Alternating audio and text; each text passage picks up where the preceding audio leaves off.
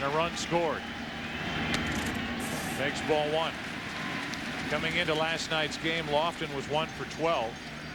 As he stands in 4 out of 16, the number is a little better. Ball 2. An 18-game winner during the regular season was Jared Washburn. That's into right field and foul. 2-1.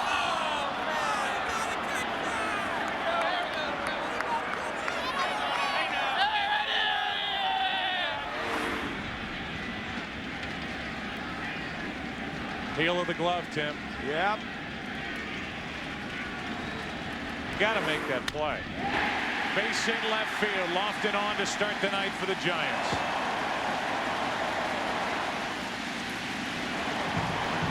Kenny Lofton on, a guard on Arizona's basketball team, which reached the Final Four in 1988.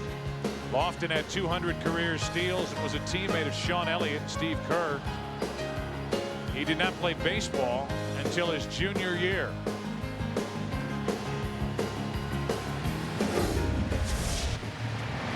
And Kenny is on. Here in the bottom of the first inning, one of 2 athletes to appear in the NCAA Final Four and the World Series. Tim Stoddard the other. To the surprise of many, Rich Aurelia has sacrificed in the first inning. He's done it 2 games in the postseason. Against a left-hander, I don't think that's a good idea. He does show it and takes a ball. The other argument would be, with Schmidt pitching, the ability to shut a team down, and if not shut them out, slow them down. Getting an early lead and getting a run on the board might be beneficial. Just showing bunt on the first pitch. We'll see if the Giants stay with it.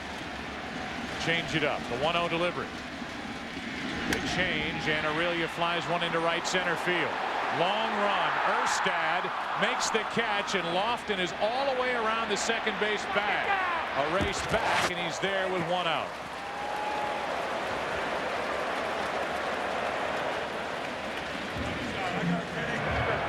Lofton had the better view. And he rounds the bag at second base. Right there. Now the view. He decides that's going to be in there. Oops. Turns on the brakes. Has to touch the bag coming back. And the throw toward the second base side. And Kenny's safe. Ball had too much hang time. Nice base running by Lofton. It's another result of those wind currents you've talked about. The ball holding up out in right center field, and instead of getting down, it hung up, and Erstad made a good play. Yeah, that's why it's good to be a fly ball pitcher in this ballpark. Jeff Kent now. Runner at first with 1 out, no score, bottom of the first. Strike 1 from Washburn. Vote now using PCS Vision from Sprint, or log on to foxsports.com with our Sprint virtual manager question. How should the Angels pitch Bonds tonight? Walk him, challenge him, or work carefully to him? 1 on, 1 out. In for a strike, and obviously that question leads everybody to think about the situation. Sure. The situation dictates how Mike Scioscia and the Angels will pitch to Bonds last night, intentionally walking Bonds in his first 3 plate appearances because they could. 1 on, 1 out. Ball 1 to Kent. Kent, a frustrating night last night, especially at the start. At first and third, nobody out in the first inning and struck out. At second and third, nobody out and lined out. But then did chip in with a sac fly to right in the 5th. The inning in which the Giants got 3 to tie the Angels.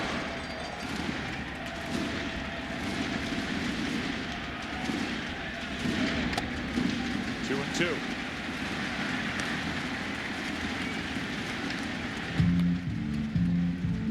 Interesting way of holding Lofton on.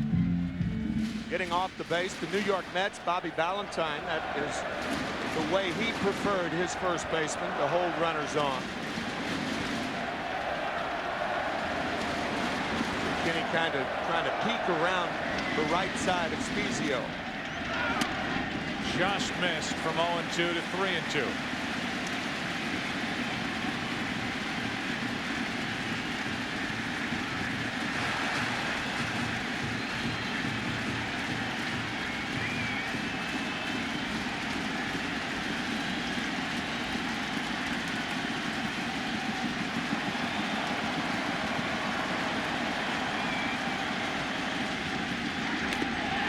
Gets away. The runners at first and second. Bonds coming up. And I think, Tim, the Angels are in a spot where they have to pitch to Bonds.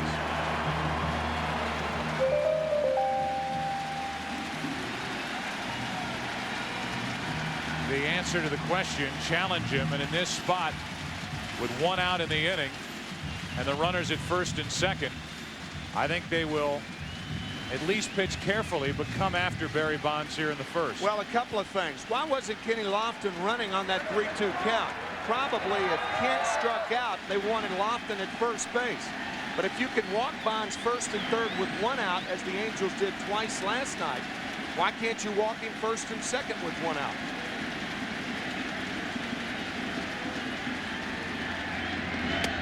A little high, but a called strike, and Bonds reacts. First at bat, game 1 against Jared Washburn. And an oh my home run from Barry Bonds to right. Runners at first and second, 1 out, no balls, 1 strike on Bonds. I think the difference is the lead runner was already at third. Right, so you could score a cheap run.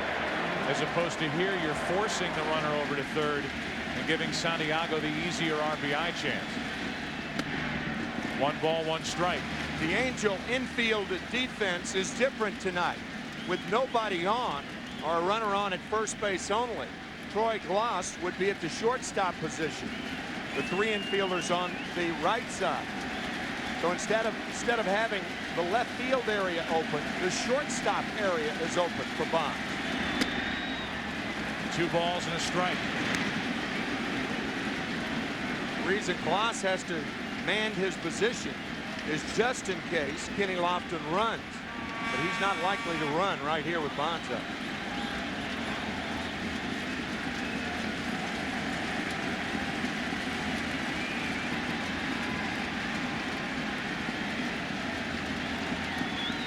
Washburn gave up that game 1 home run to Bonds. It was a solo shot. Washburn gave a shrug after that and a little smile. Different situation here as Bonds rips one into right, and the Giants take the lead. Lofton will score. Kent will be held at third. RBI double, 1-0 Giants.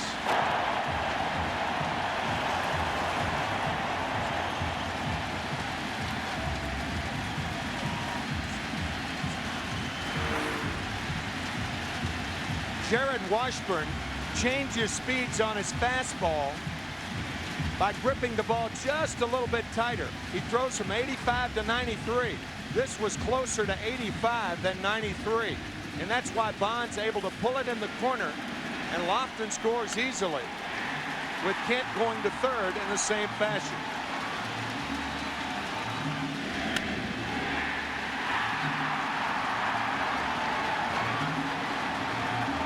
Four hops and off the wall in right. And Barry Bonds gets an early chance.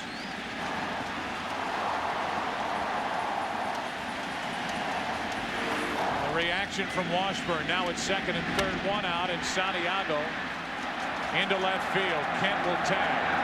The throw from Anderson. 2-0 Giants.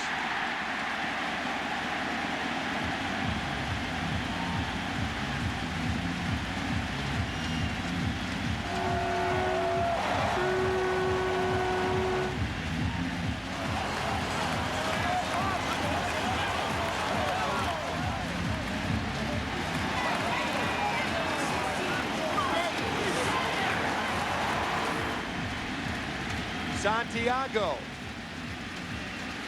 Think about this inning.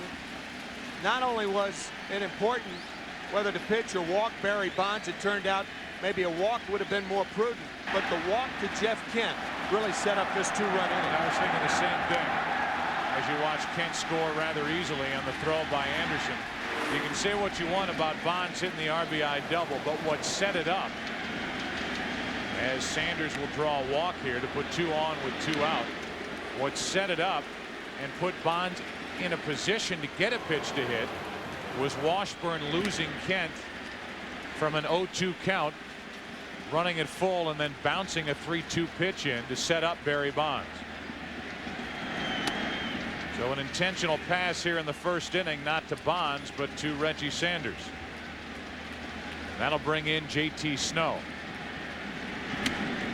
We talked about the scouting report of Jared Washburn. He has great game awareness, but the key right here in the scouting report is the 85 to 93 mile-an-hour fastball. And what Bonds saw was a choke fastball.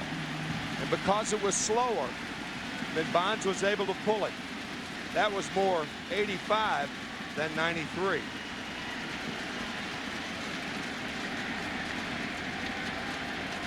Now JT Snow. Snow hit a home run the opposite way in Anaheim against Washburn in game 1. 2 on, 2 out. And a strike hits the inside corner.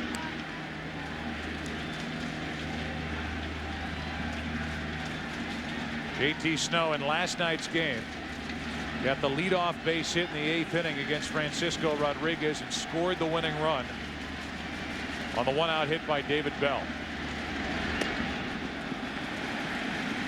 1 ball, 1 strike. Bonds the lead runner, and Reggie Sanders, who got the walk, is on at first.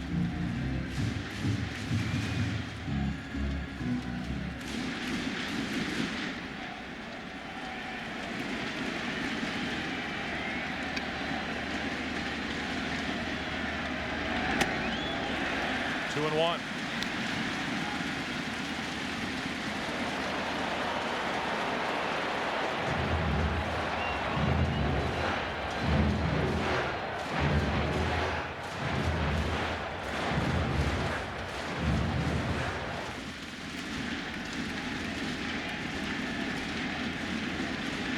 A 2-run first inning for the Giants. A chance for more. It's up to Snow. And it's 3-1 with David Bell on deck.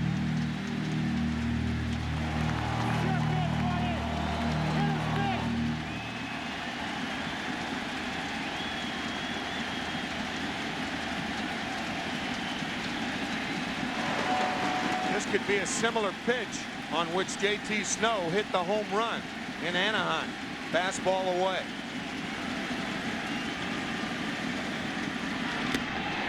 The bases are loaded. 3rd walk of the inning.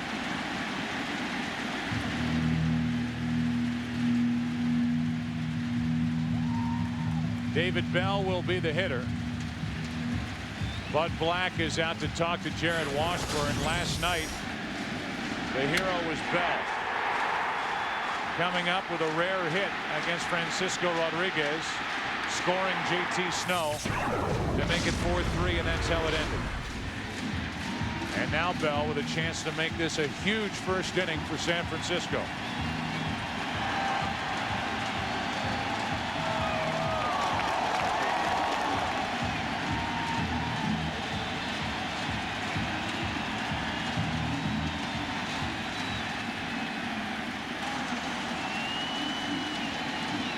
Focus has been on Barry Bonds, but look at the others in the Giants lineup in this postseason. Aurelia has hit 5 home runs. Santiago 13 RBIs. And the NLCS most valuable player, Lofton 16 hits. Snow with 16 hits. And David Bell, the man at the plate, with a game-winning RBI last night. Bases loaded, 2 out, ball 1. And Washburn is wild at the start. And the deeper in the count he goes, the more David Bell can look for a fastball middle of the plate in his strength.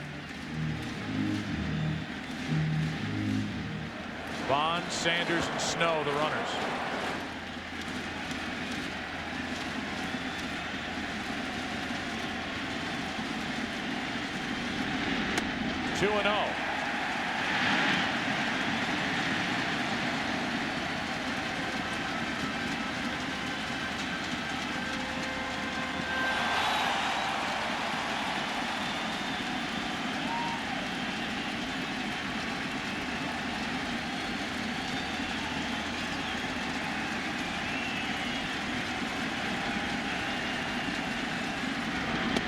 3-0.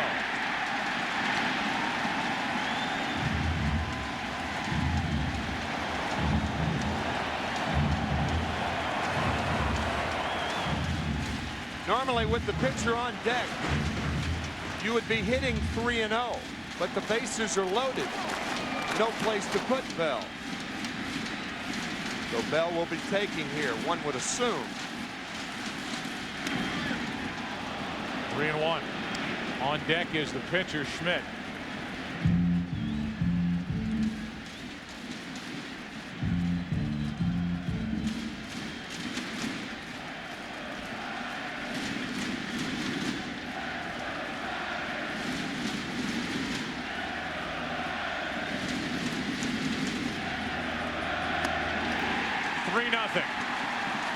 A bases loaded walk to David Bell, and it's been a 3-run first inning for the Giants.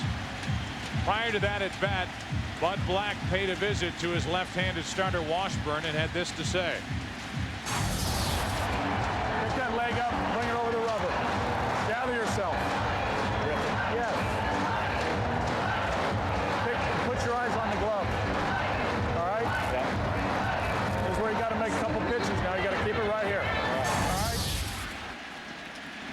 Now Schmidt, the pitcher, takes a strike. What Bud Black was talking about, push off your back leg and don't drift. A lot of pitchers drift toward the plate. Stay back, release the ball. A 4-walk first inning for Jared Washburn, who runs it to 0-2 on Schmidt, who's a career 101 hitter with 14 RBIs. Barry Bonds, one of only 2 hits in this 3-run first inning for San Francisco.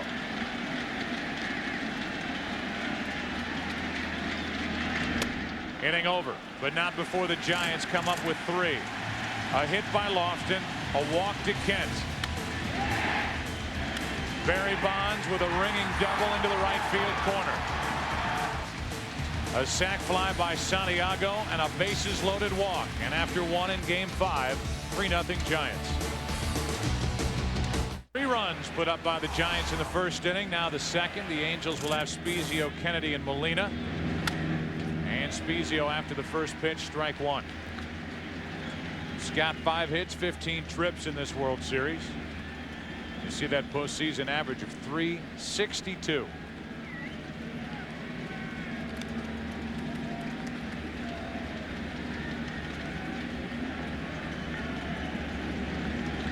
Schmidt got around 2 hits in the first inning. Spezio is in the hole 0-2. Joe, how odd was that first inning? The Giants batted around. They walked 4 times, and one of them wasn't Bonds. But because of the walk to Kent, Bonds got a chance to swing it, and as he has done all year when he put up a .370 average, one of the few times he saw something to rip, he did down into the right field corner. Spezio strikes out. That good Schmidt changeup.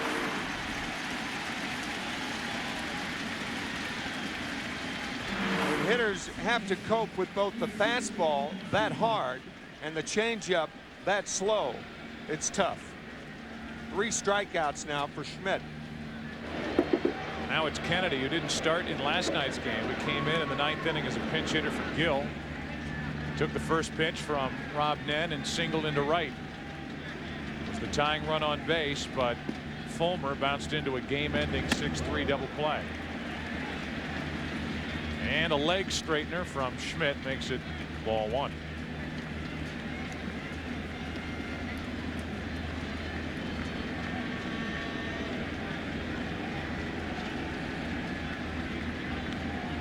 With 1 out, Kennedy takes a strike.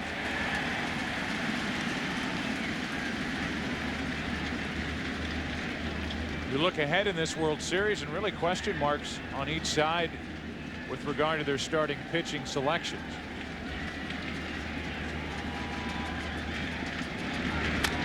Easy for Snow, 2 out.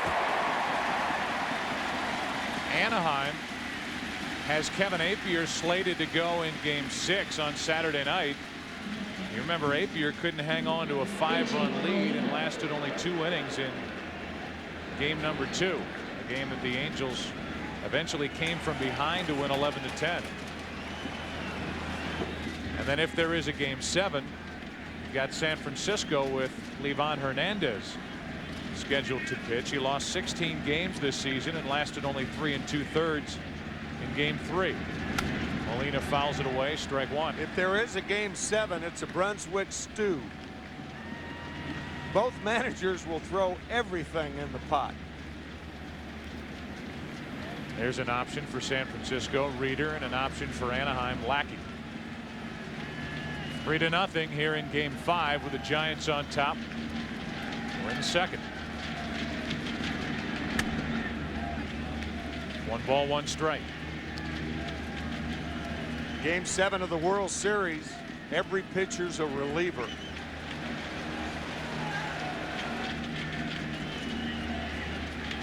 A 1-1. Breaking ball in for strike 2. Talked about a leg straightener to Adam Kennedy. Here's a leg straightener to Molina with the breaking ball.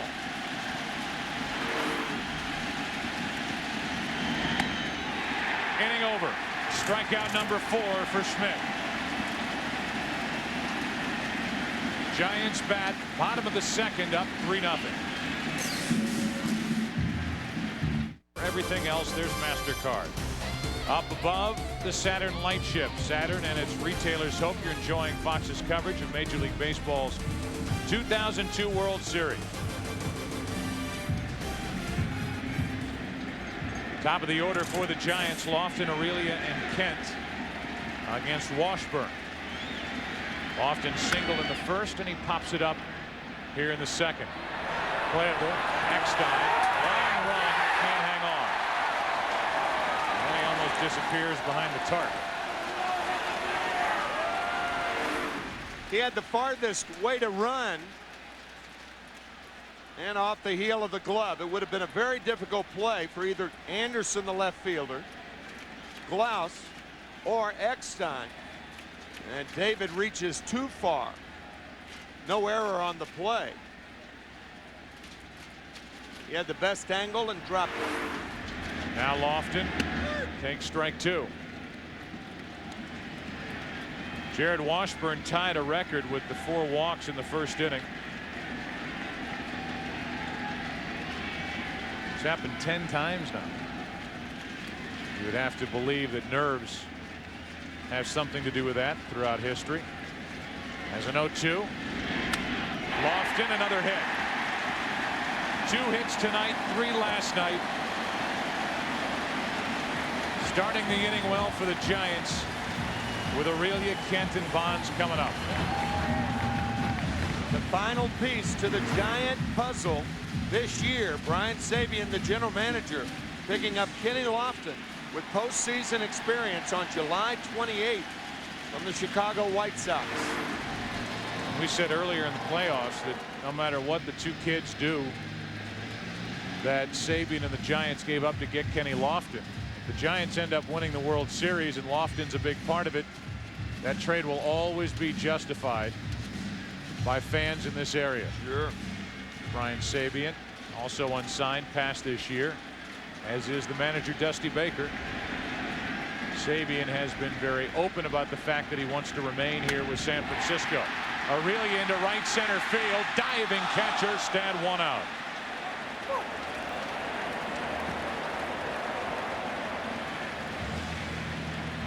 Tough part about this play is Erstad had to dive where the ball was tailing.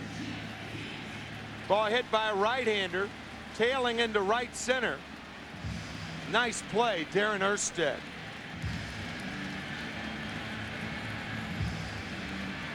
Tougher play for a left-handed thrower because you have to catch it across your body. Fine play by Erstad.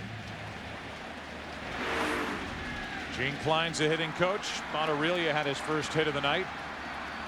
That would have produced a run easily with the speed of Lofton on. Now it's Kent who drew that important 1-out walk in the first inning to set up Bonds with 2 on and only 1 out.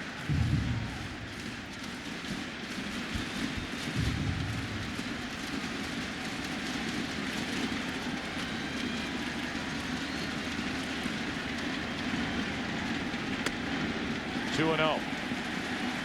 Realize that Barry Bonds and Jeff Kent barely speak to each other and have been surprisingly public about the fact that they don't get along at all. In the World Series, hitting in the number 3 and 4 spots for Dusty Baker. A lot of that has been smoothed over lately, but it came to a head toward the end of June in San Diego as that misses low for ball 3, 3-0.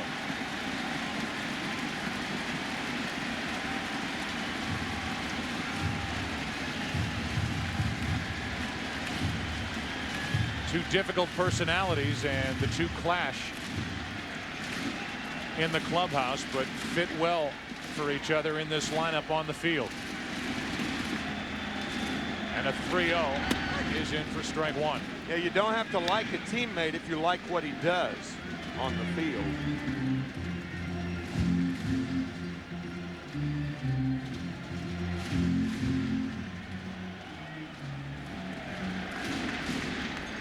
Little different look than Eckstein gives you in the on-deck circle. Yep.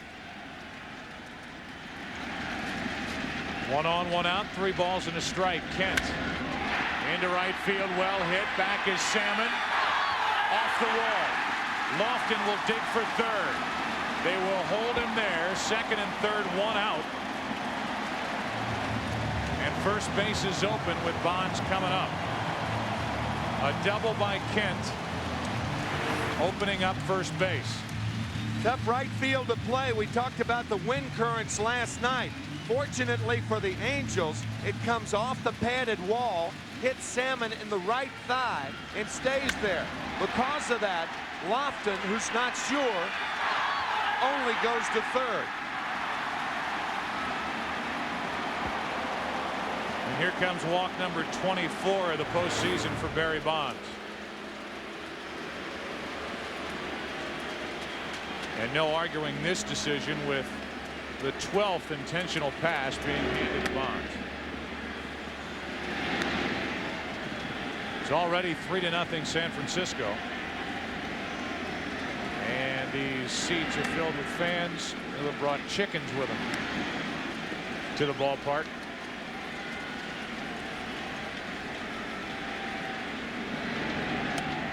There's ball 4 to load him up for Santiago.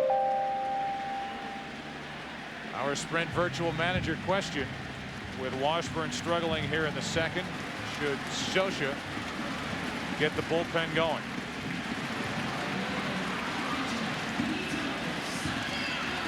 Bases loaded with 1 out, and Santiago with yet another opportunity to hurt the Angels. Grounded into 2 double plays his first 2 times up last night, and delivered an RBI single his 3rd time up.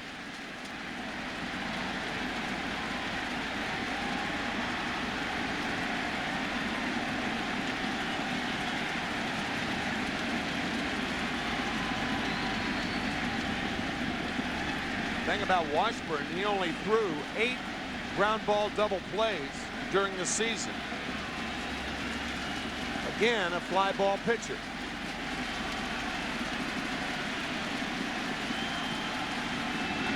Into center field, a hit for Santiago.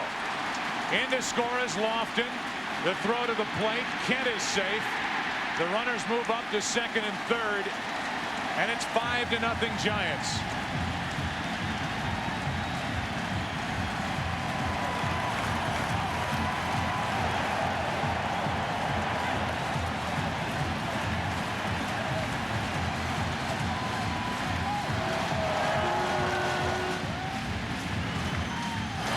Said that if you watch enough baseball games, you see something you had never seen before.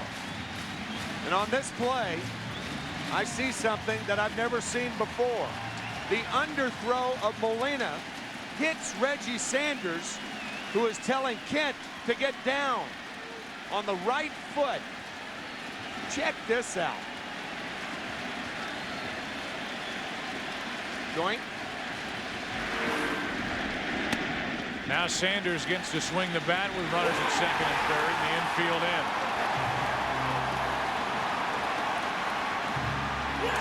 How'd because no damage, no further damage was done, the umpire's ruling is to leave the runners where they are. But if it goes in the dugout, it would have been interesting to see what the ruling was. Would have been.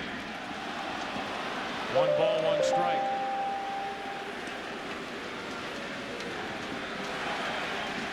The virtual manager answer is yes, and Scott Shields may make his first postseason appearance as he gets loose. Washburn getting knocked around in the first 2 innings. 1 ball, 2 strikes on Sanders.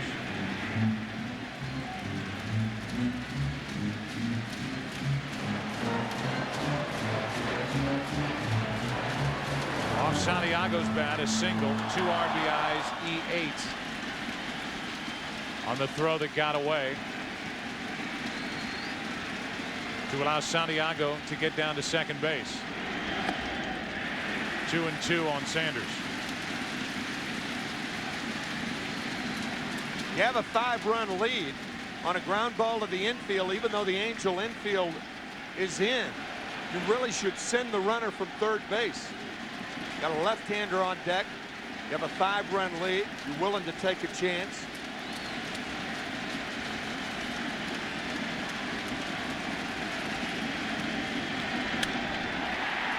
Into right center field. That's deep enough to score Bonds. He tags and scores. Santiago tags and goes to third. It's 6-0 San Francisco.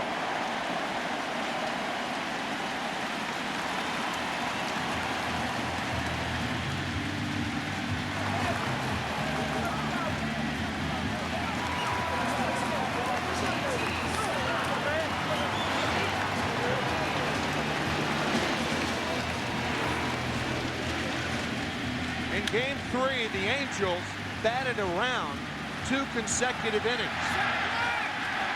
The Giants are sending their 16th hitter to the plate, and we're only in the 2nd. Santiago easily to second as Bond scores the 6th run. Ball 1 to Snow.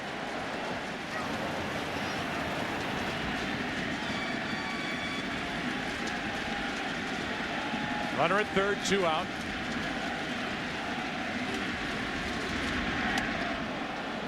One ball, 1 strike on JT Snow. An intentional walk to Barry Bonds in this inning.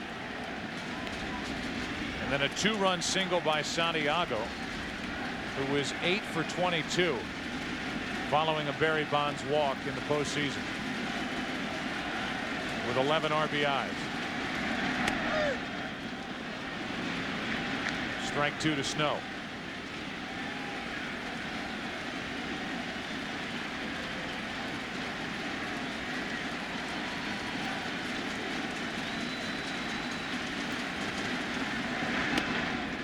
Just outside. 2 balls, 2 strikes.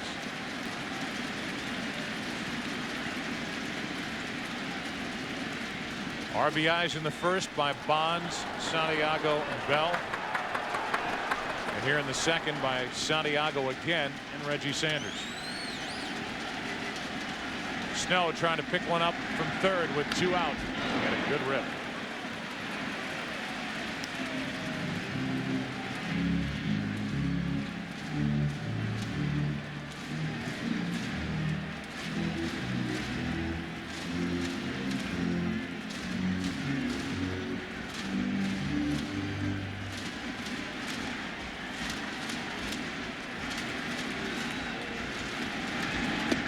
Full count.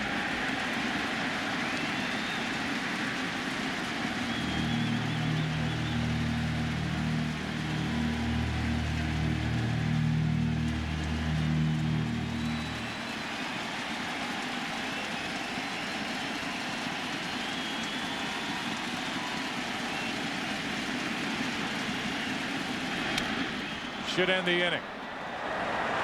Shallow left center. Erstad will put it away. And the Giants are finished in the second. Another 3 runs put up. Eckstein couldn't catch the foul ball, and then Lofton later in that at bat started the 3-run rally with a base hit. Santiago delivers after the walk to Bonds, and after 2, 6-0 Giants. The Rock. Alcatraz.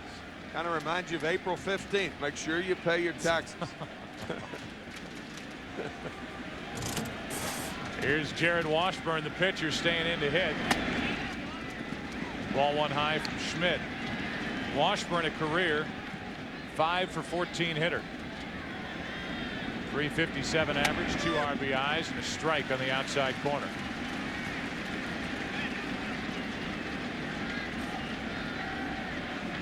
Eckstein will follow, and then Erstad. Shortstop, Aurelia. 1 away. 5 in a row retired by Schmidt after getting around a leadoff single and a 2-out single by Anderson in the first.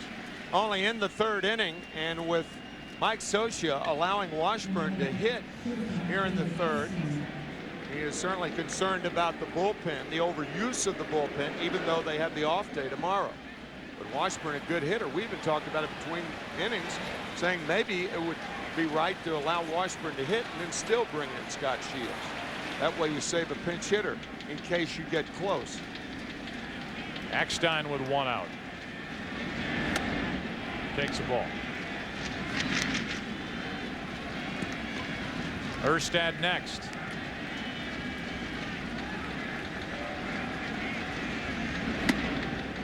Two and 0.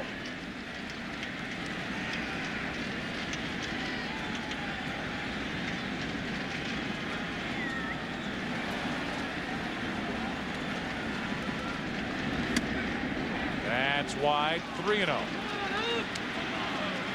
Again, one of the strengths for Jason Schmidt in this postseason has been limiting walks, throwing strikes, as he delivers a 4-pitch walk with 1 out to Eckstein to bring in Erstad, who made a diving catch in the bottom of the 2nd to rob Aurelia, something that Angels fans are used to seeing. I take more pride in defense than I do in anything. Anytime you can pick up one of your teammates, be it a pitcher, you know he's out there battling, and the least you can do is try and catch the ball for him. So I guess from an offensive side, we know how important 90 feet is, and defensively, you take that same mentality. You don't want to give up 90 feet anytime you can stop that. Erstad takes ball 1. Taking away 90 feet at least.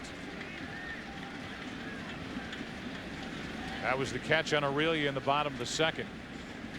And the Angels players will tell you that their team leader is this guy, Darren Erstad, who has 1 error in his last 271 games. And the Angels have had 2 of the best center fielders in the game patrol that spot, and Jim Edmonds and Darren Erstad, for close to the last 10 years. The 1-0 pitch, 1 on, 1 out. That's 6 straight that have missed from Schmidt. Remember the scouting report, wild high. That's the danger with Jason Schmidt.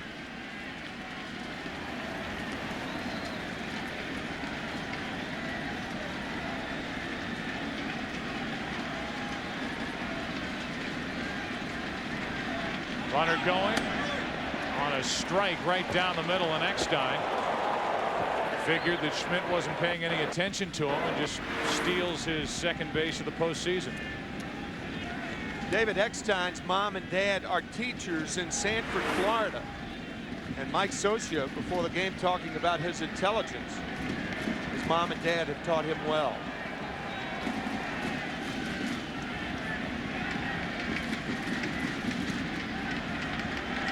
On 2-1, Erstad, 2 balls, 2 strikes.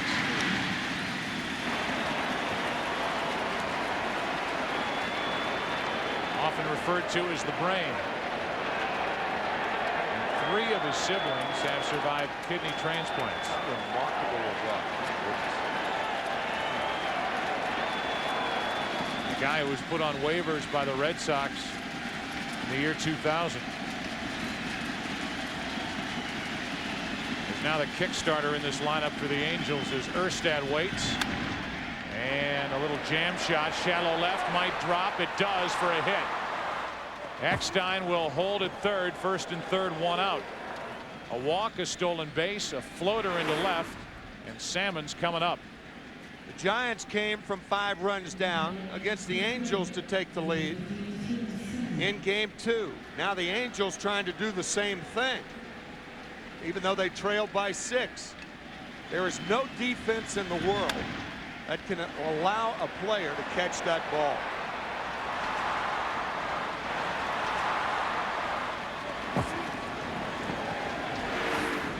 So now Salmon is all of a sudden the Angels have a chance to take a bite out of this 6-run San Francisco lead.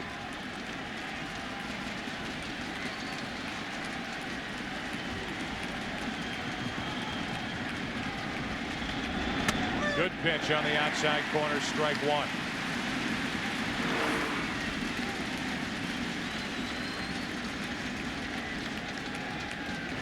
In game 1, Salmon was hitless against Schmidt. First time up, struck out.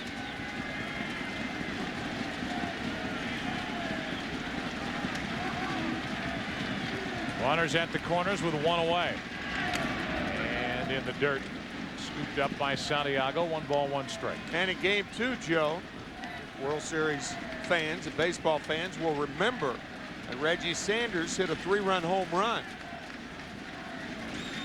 against Kevin Appier on an 0-2 pitch to put the Giants right back in the thick of things.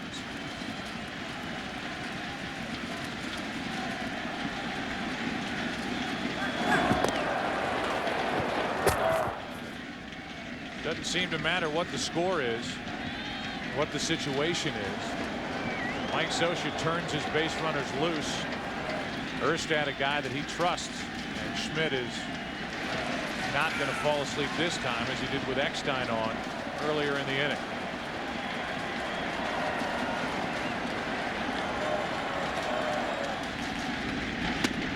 That's low. 2 balls and a strike.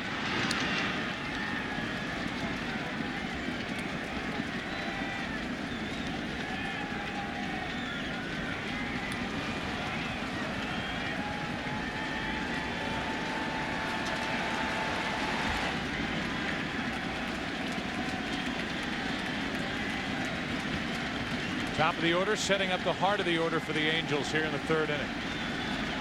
Salmon up on the count, 2 balls and a strike. Now it's 2-2.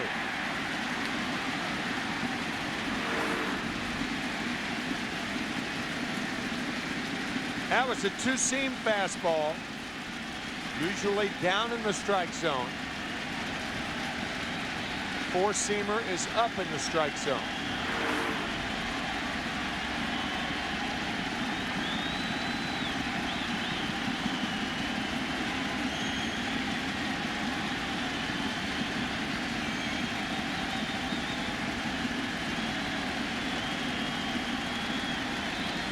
Erstad running as Salmon fouls it away.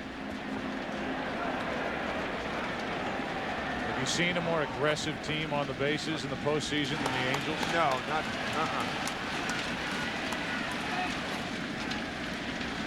Thing you might want to do if you're an infielder, you have a 6-run lead.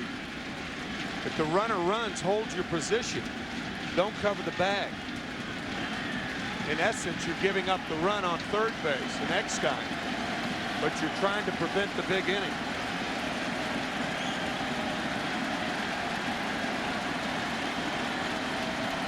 Another 2-2. 2 out. Salmon strikes out for the 2nd time tonight. 5 strikeouts for Schmidt. That was the 4-seam fastball. Up in the zone, gets Salmon.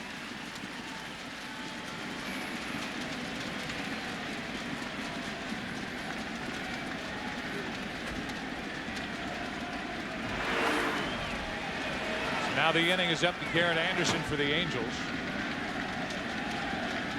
Anderson singled back in the 1st, took a 95, 96 mile an hour fastball that was way up out of the strike zone and hit it into center field.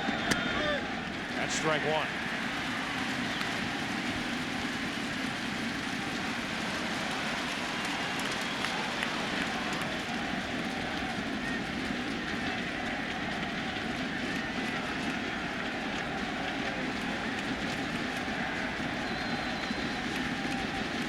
.123 RBIs during the regular season. Anderson nearly hit by the pitch.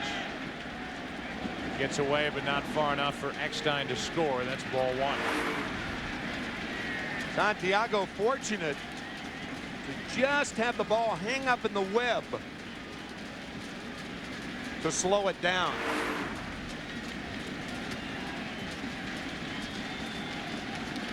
It's been a long year behind the plate for Benito Santiago at the age of 37. His 176th game this year in a Giants uniform. He hasn't played all of them.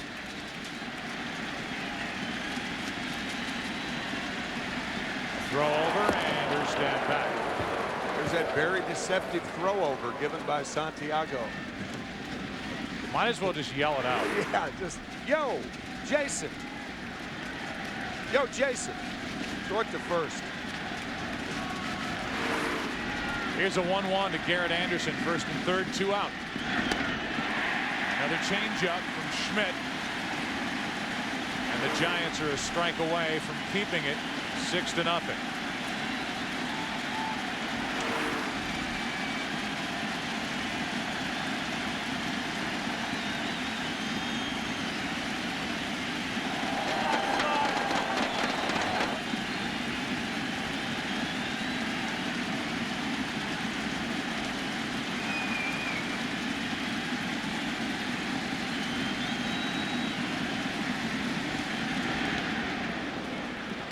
Blocked by Santiago. That's ball two. That was a terrific play. We talked about it earlier in the series because of that accident that Santiago had in '98. He has a difficult time with that right knee. Usually that's his trail knee. He'll get down on his left knee easily. But that accident that kept him laid up in the hospital for about 3.5 months. Severely damaged right leg. And here he is 4 years later, catching in the World Series. What a story. Middle part of the year was an all-star for the National League.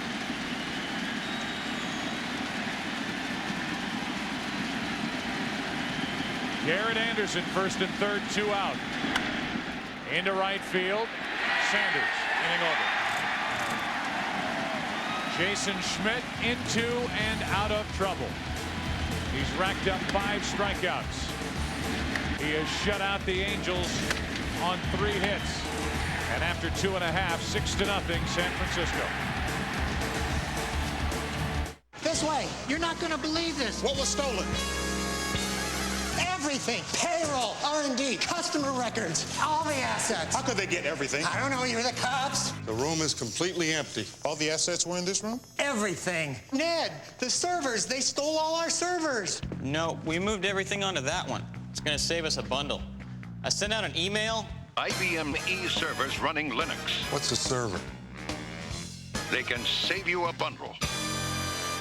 I can't sleep, Mom. There are monsters in my closet. I have an idea. There, honey. Feel safe? Now the monsters are under the caravan. No, they aren't. The Bay Bridge all lit up on a Thursday night. Here in San Francisco, a breaking ball is in for a strike to David Bell with Schmidt on deck and then Lofton. Washburn has had 2 long, rough, poor innings. To the left side in the hole, Eckstein, no chance. Base hit. Already 6 hits to go with the 5 walks that have been handed out to the Giants. Nice effort by Eckstein. Too much to do to get anybody.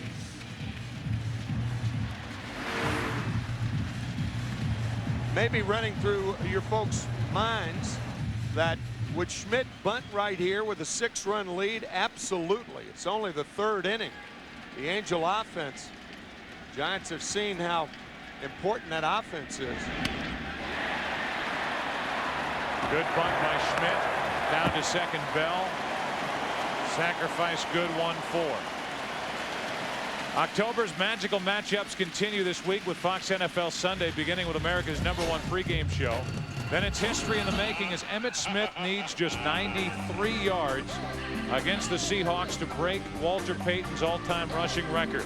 Or the Cardinals take on Terrell Owens and the 49ers in an NFC West showdown with first place at stake, or other regional action. All part of a full weekend of magical matchups, critical NFL games, and baseball's World Series take center stage only on Fox. Kenny Lofton, a big reason why the Giants are up 6-0 in this game. Takes a strike. Led off the first with a base hit. Scored a run on the double by Bonds and led off the second with a hit. And scored on the 2-run single by Santiago.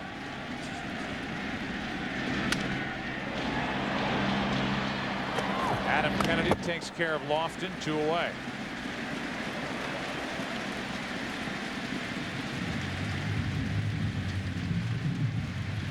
That'll bring in Aurelia, who's 0 for 2.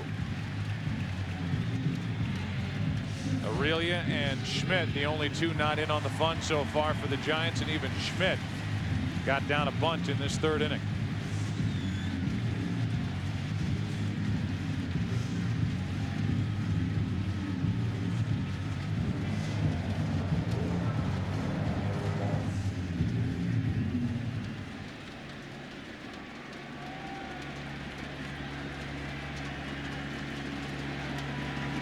Runner at third, 2 out, 6-0 Giants, and that's kept at the plate by Molina.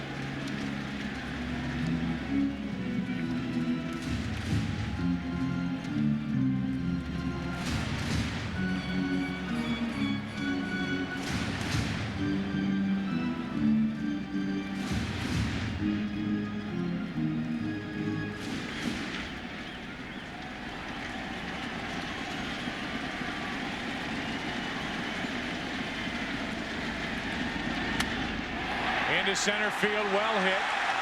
Back near the track is Erstad to end the inning. That'll do it for the first 3 here in Game 5. It's 6-0 San Francisco with this series even and 2 wins apiece. Series on Fox is brought to you by Budweiser, delivering beer at its best with a crisp, clean, and refreshing taste known only to the king of beers. If you take a step back and look at the big picture of what's happened in this World Series, the 11 runs put up by Anaheim in Game 2 to outdistance the Giants, a final of 11-10, and even the series 1-1. Then Game 3, the Angels came in here and put up 10 runs on 16 hits and stranded 15 runners.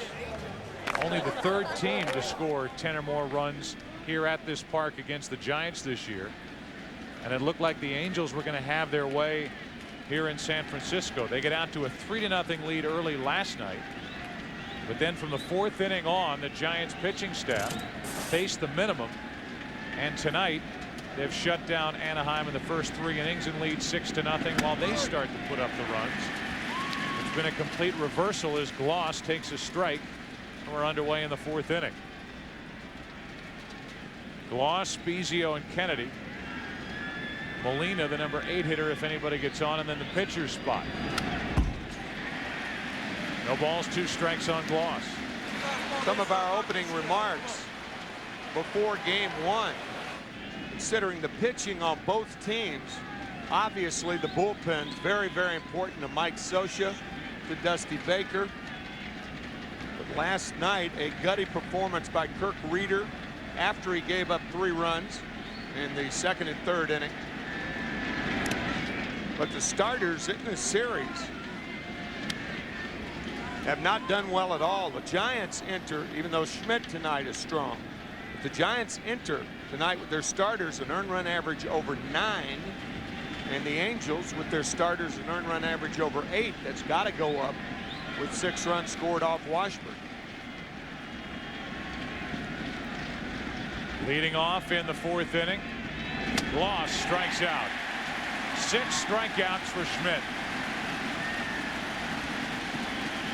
You can support your favorite team with a Major League Baseball Authentic Collection Premier Jacket featuring ripstop nylon and micro fleece lining. Right. Call 1-866-MLB-GAME or visit MLB.com to order now. Ripstop nylon. Right. Here's Scott Spezio. And there's strike one. Another odd thing about this postseason in all of baseball. 8 teams started, then there were 4, and now there are 2. No shutouts. Not one shutout in this postseason, but Schmidt has one here.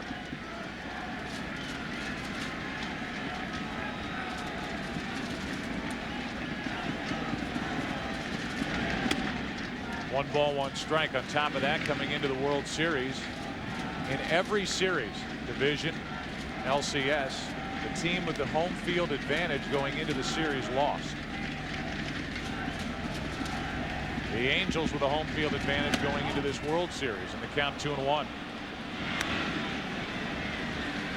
These and other nutty facts are available on foxsports.com.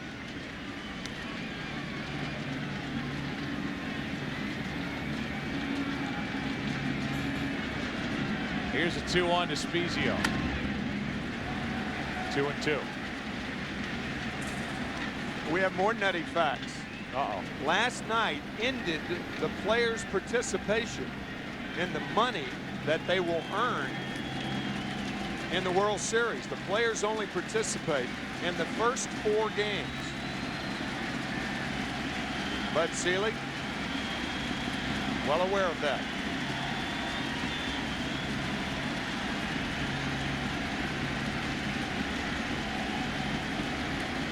The 2-2. Spezio, a good job to lay off that changeup, and it's a full count. Winning share this year should be somewhere around $325,000, I would think, for each player.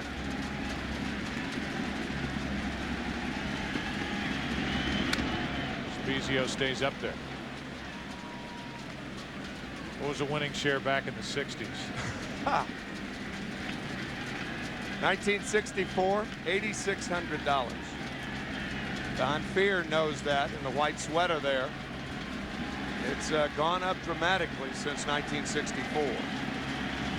Cash that check. Yeah. Long time ago. With the bases empty and 1 out, Spezio hits it foul. Oh, he got it. Come on, knock us out. Well, a lot of folks may not know that the players share in only 60% of the first 4 games. Another 10% to the umpires' assessment fund, 15% to the commissioner's fund, and only 15% to the ball clubs involved. But tonight, 85% goes to the ball clubs involved. Spezio draws a 1-out walk. Second walk issued by Schmidt tonight. 1 on, 1 out with Kennedy coming up. And now with a little action going, the Anaheim bullpen will start to work again. Shields again. He was warming up back in the 2nd. The Giants got 3 runs in the first inning. RBI double by Bonds in the mix. Sac fly by Santiago and a bases loaded walk to Bell. Santiago again in the 2nd with a 2-run hit and a sac fly by Sanders. Ball 1 to Kennedy. Here's a guy who hasn't pitched in 3 weeks.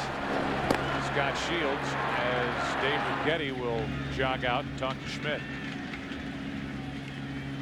I think one of the messages from Dave Righetti to Jason Schmidt: walks create multi-run innings. Got the bottom part of the order, perhaps a pinch hitter. No more walks.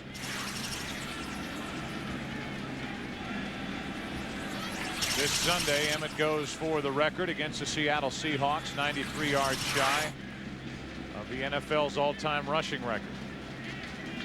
That's on Fox NFL Sunday as Kennedy, who grounded out to first, is 5 out of 15 in this World Series, waits for a 1-0.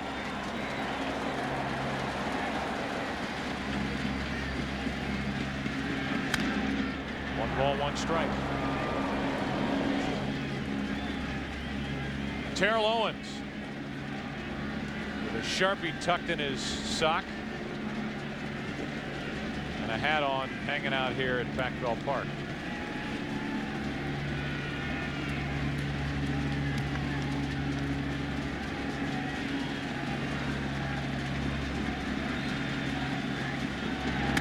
That's too far inside.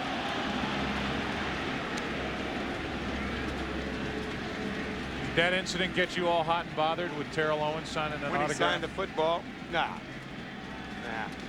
Not really.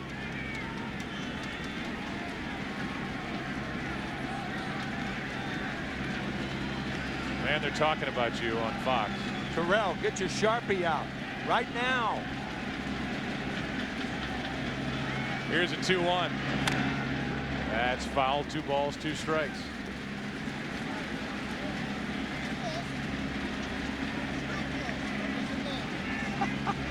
You're on television. It's the World Series.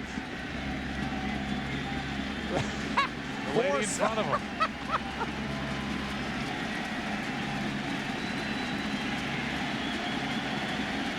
Stealing Terrell's thunder by standing up.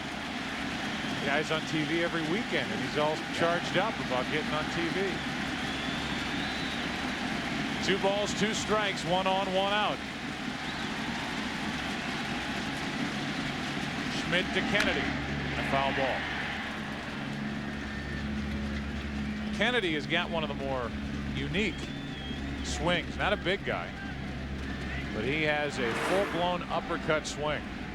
It's like he straightens up. You were talking about how Schmidt straightened up Kennedy last time. He goes from a crouch to a straight up and down swing.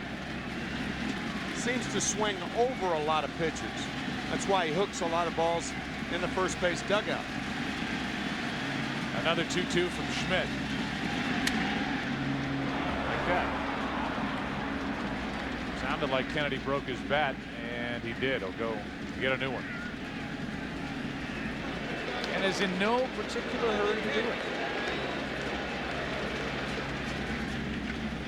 So Santiago will walk out and talk to Schmidt. They asked Jose Molina, the brother of Benji Molina, 2 catchers for the Anaheim Angels, what the presence of a guy like Santiago means at his age, being such a vital part to the San Francisco team. Benji Molina, who's on deck right now, his brother Jose was actually on the Cubs team when Santiago was there. So we got a chance to learn from him directly. Runner goes as Kennedy fouls it, and one of the questions was answered in a pregame press conference that the Molina brothers all tried to copy how Santiago threw from his knees. He did it as a rookie back in 1987, and he still does it today. What, 15 years later?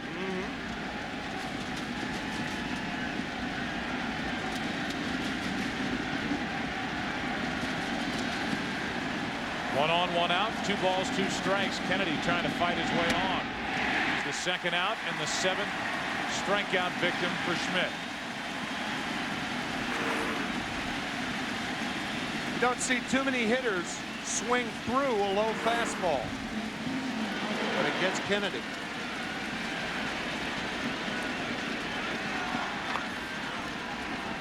Now Benji Molina, who has the thrill of guiding this Anaheim team and the pitching staff through the World Series, and do it with his brother as his backup, Jose Molina, who we have not seen in this World Series.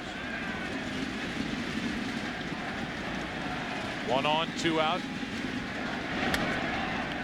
And that's popped up to the right side. Out of play. Here's Benji talking about the thrill of going through this October with his brother by his side.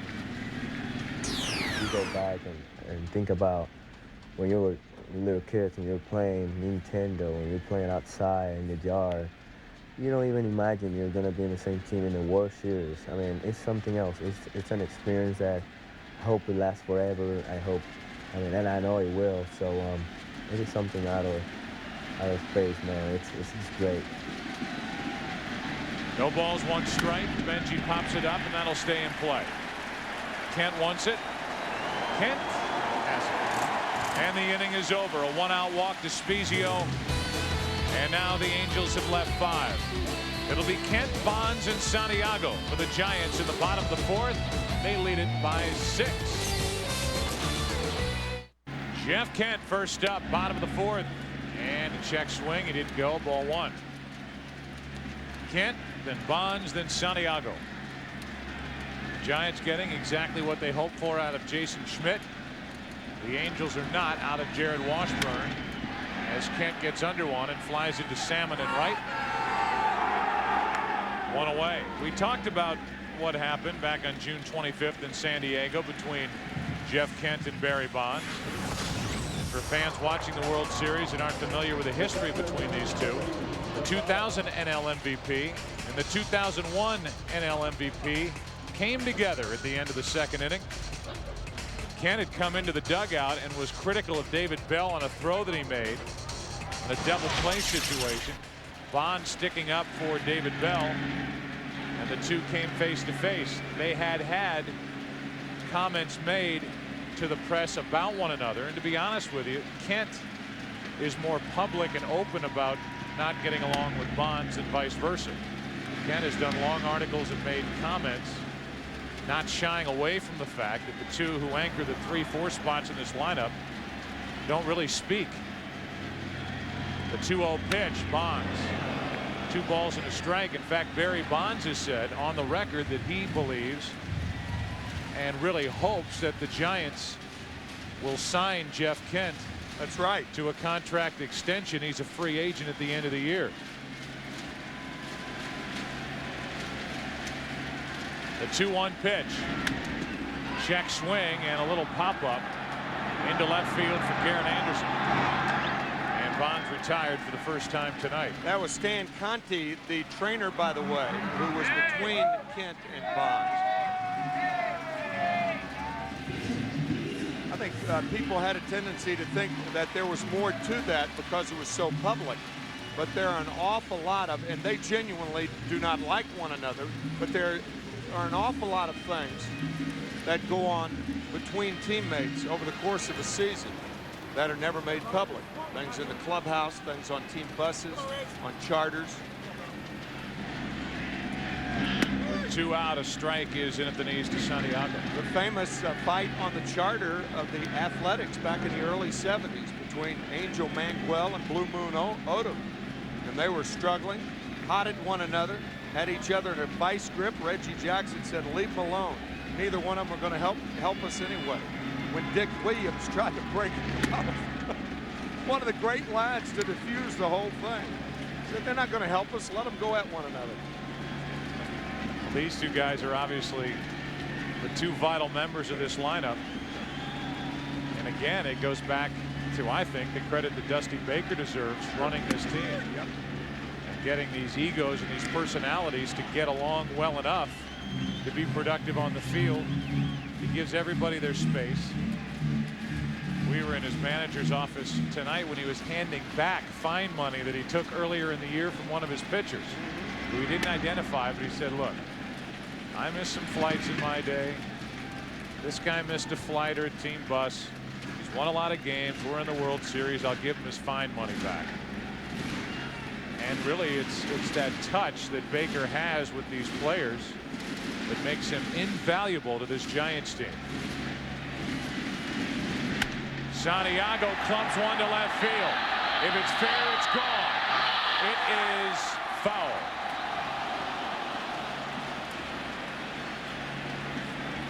Benito Santiago, a couple of feet away from his 3rd home run of the postseason.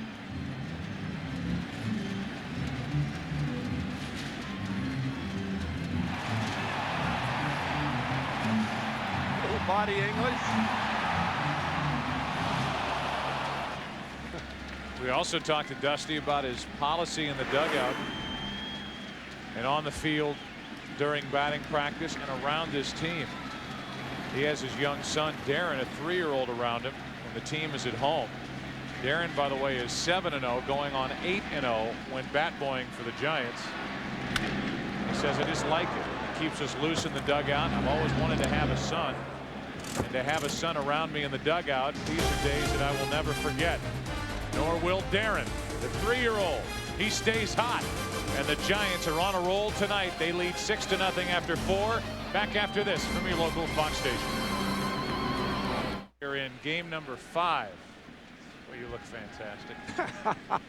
Huh? Hey, what do you want? I didn't expect you to say that. I know. That's why I said it. I know it. So Dusty Baker, is he moving on after this year? He talked about it before the game. They asked him, Dusty, when he woke up this morning, did you think about this potentially being your last day in the Giants dugout here at home in Pac-Bell Park? And he said, yes, I thought about it, but it's not a time to be melancholy. We've got a chance to win the World Series. We'll deal with that later. So he doesn't really give on any of that. He doesn't say, well, we'll just see how it is at the end of the year. I think Dusty at one point was turned off by the way the Giants handled the situation and may end up elsewhere next year, or it's been talked about lately, might take a year off and kind of clear any health issues and clear his mind and then start fresh in what, 2004. That story of Dusty Baker, the conflict of sorts with Peter McGowan, the principal owner, was spawned in a San Francisco magazine article about 2.5 months ago. Palmeiro gets his first hit of the postseason as he rips one off the wall in right. He's going to test Sanders down 6-0 and make it. Orlando Palmeiro batting for Jared Washburn starts this 5th inning off with the Angels' first extra base hit of the night. First hit in postseason. It looked like a changeup that was down. Orlando hammers it to right field. And even though the Angels 6-run down, they have still been aggressive on the bases. This is a very tough ballpark in which to come back. Most parks you say get a couple of guys on and then boom, a 3-run homer will put you back. In this park, once again, only 114 home runs over the course of the season, the fewest in the major leagues.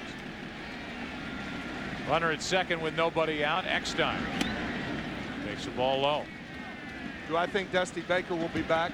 No, I don't. I think Dusty Baker will end up as the manager of the Seattle Mariners next year. I agree. And that comes literally with us having never talked about it with Dusty Baker down in these managerial meetings that baseball provides us with during the postseason. Reported today that Lou Piniella, the ex-Seattle Mariner manager, has signed with the Tampa Bay Devil Rays, and that Art Howe, formerly with the Oakland Athletics, has signed a 4-year deal with the New York Mets. Runner at second, nobody out. Ken Maka. And as the musical chairs start shifting around, he's going to take over the reins with the Oakland A's, and then that takes a potential candidate away from Milwaukee, Chicago, and other spots where there's an opening. Maka has been hot property. Here's a 2-1 pitch. That's the third foul. 2-2 on Eckstein.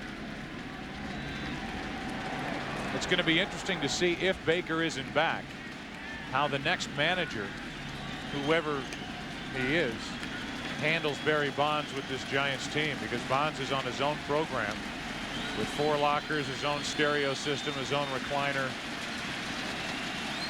keeping to himself for the most part around this San Francisco team.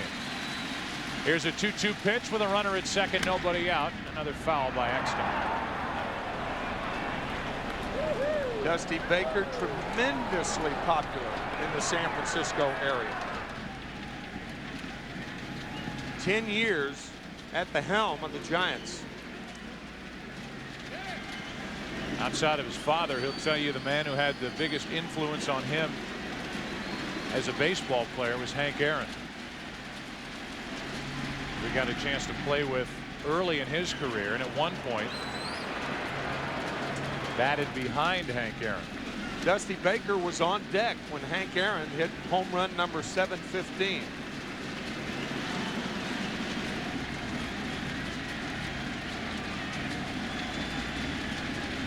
Here's a 2-2 to Eckstein again.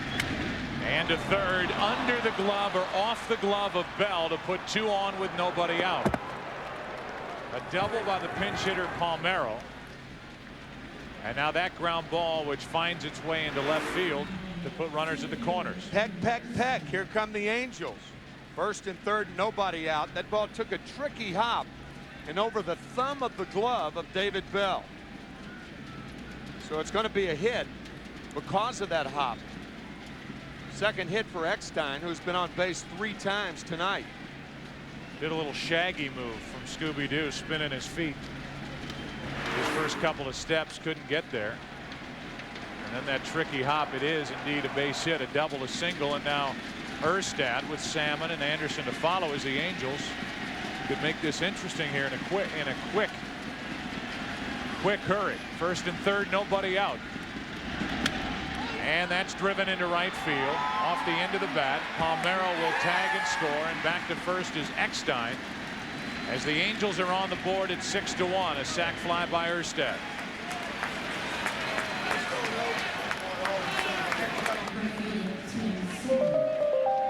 That sacrifice fly made both teams happy. The Angels score a run, and the Giants want the out. Now Tim Salmon will be the hitter.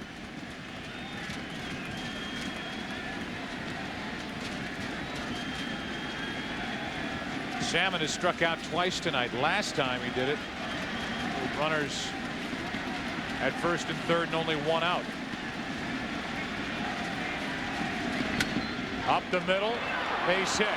Eckstein will turn and try to go to third. The throw by Lofton is too late. It's first and third, 1 out on a hit by Salmon.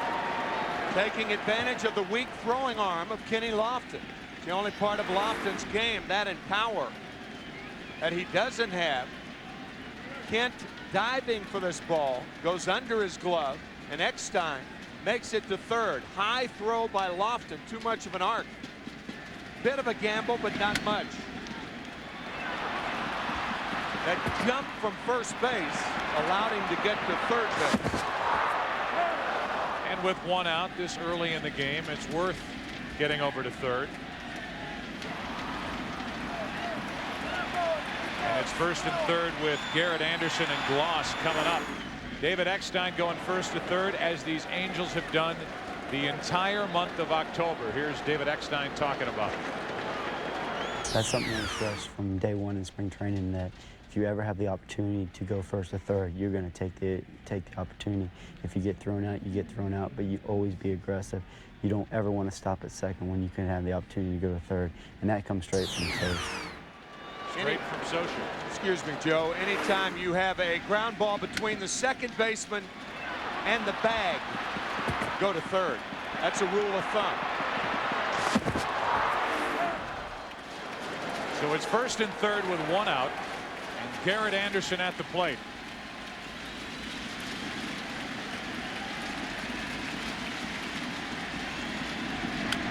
Strike 1. Virtual manager questioned by Sprint, and the answer, should the Giants re-sign Dusty Baker, 78% say yes. Those in the 22%, I'm guessing, are logging on from Los Angeles or Seattle or Colorado, San Diego or Arizona. Here's an 0-1. That gets behind Santiago. Great break by Eckstein, and it's 6-2. David Eckstein on his toes, ready to run, and that ball, if it got on the grass, barely got on the grass behind the plate, and it's a 4-run game. On his right foot. When the ball is in the hitting area, you're on your right foot, ready to move. David Eckstein gets a base hit to set up a run at third, and now with some super base running, scores the Angels' second run. It's a wild pitch. Watch how he's leaning on that right foot, walking lead. Boom. Now a runner at second as Salmon advanced, and Anderson strikes out. 2 out. Strikeout number 8 for Schmidt.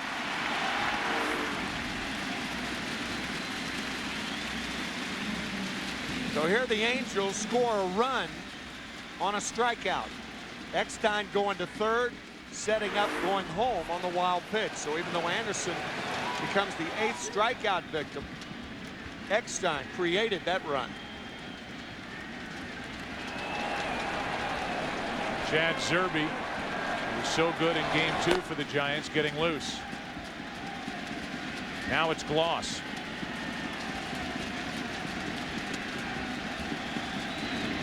Ball 1. Donnelly getting loose for the Angels in their bullpen.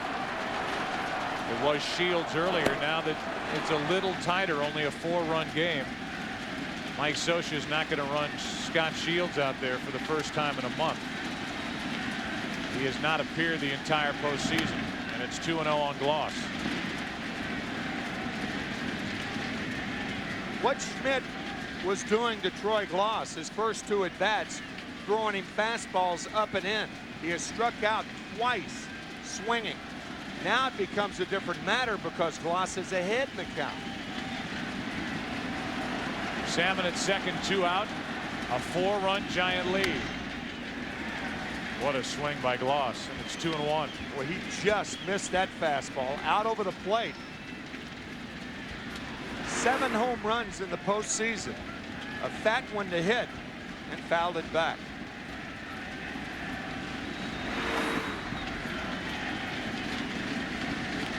Gloss and Bonds each with 7.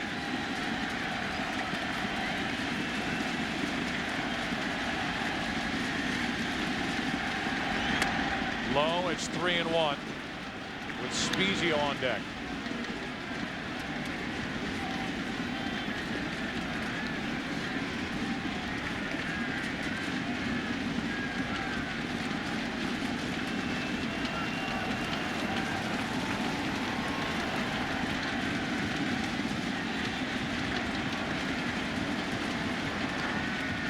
Well, if you're Schmidt, how frisky do you want to be on a 3-1 count?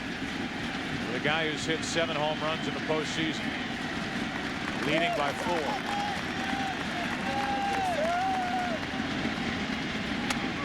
Good pitch inside part, belt high, full count. That pitch did not give Gloss a chance to extend his arms. It crowds him on the inside corner.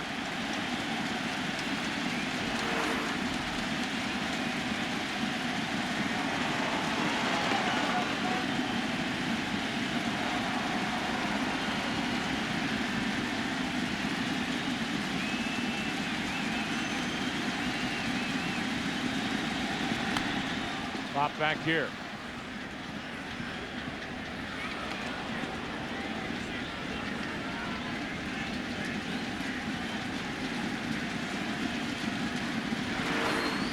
Look at Troy Gloss. Ted Williams used to say you could smell the ball coming off the bat.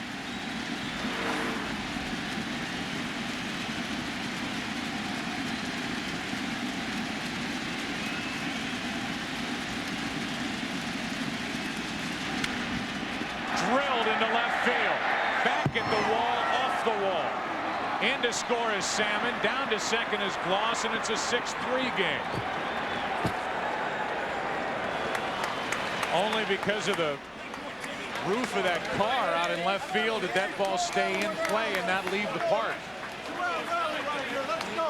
It looked like it was high enough to get out, but because of that ad out in left field, the ball that Gloss just hit stayed in play instead of making it a 2-run game.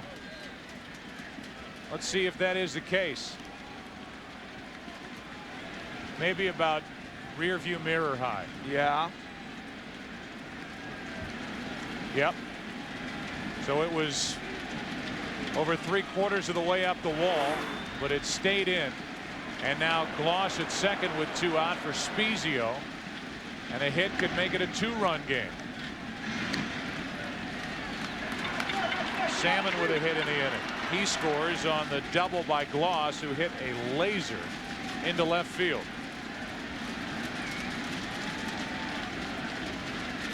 A predictable pitch selection count.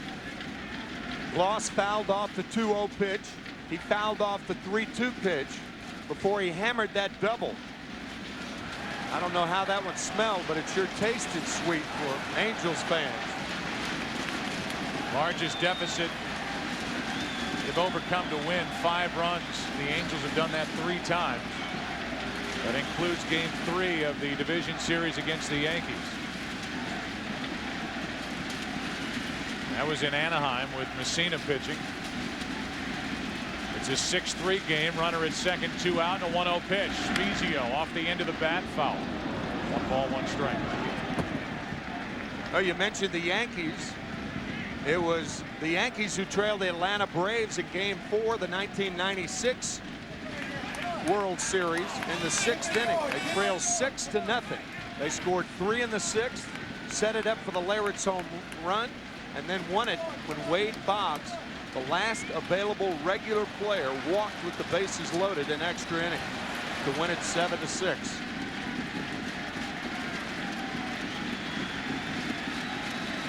Washburn, the starter, is finished. Lifted for the pinch hitter Palmeiro to start this inning, and he started it with a double.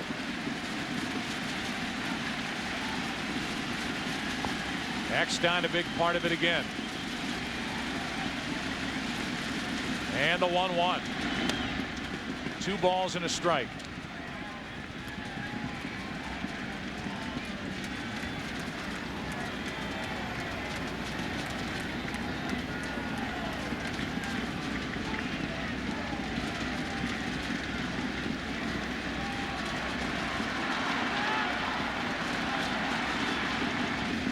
Runner at second, 2 out. And now that's ball 3. That was either a changeup or a breaking ball on a 2-ball-and-1 count. 2-ball-and-1 count. So now the Angels, even though they trailed by 6 coming in, have Schmidt pitching defensively.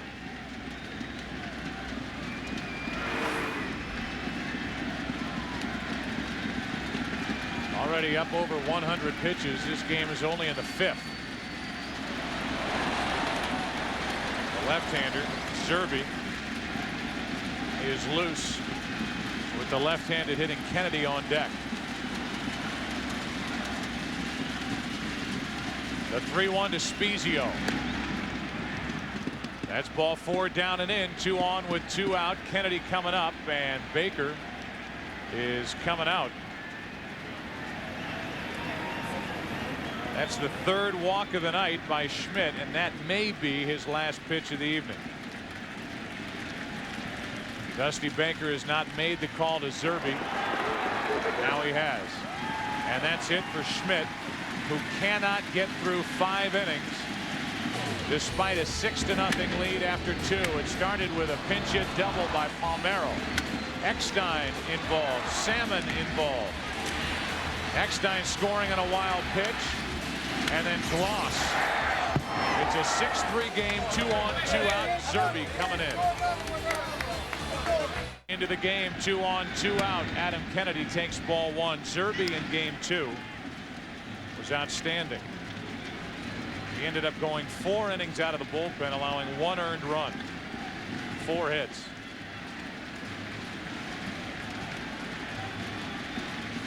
Runners on at first and second with 2 out. Kennedy. 1 ball, 1 strike. The Giants got 3 runs in the first, 3 runs in the second. The Angels have put up 3 here in the 5th. Gloss, the latest RBI. A walk to Spezio. And that was the end of the night for Schmidt, who lasts only 4 2/3. Still responsible for the 2 on. Good pitch, strike 2. Breaking ball for a strike. I don't think in the regular season Jason Schmidt would be pulled from this game. This is not the regular season. 1 out away from having a chance to get a win. Zerbe tries to finish the top of the 5th. That's foul. And Kennedy breaks another bat.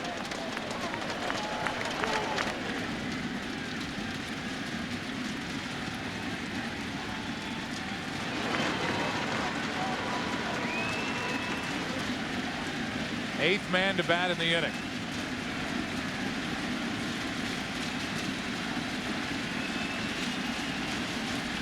Tying run at the plate for Anaheim.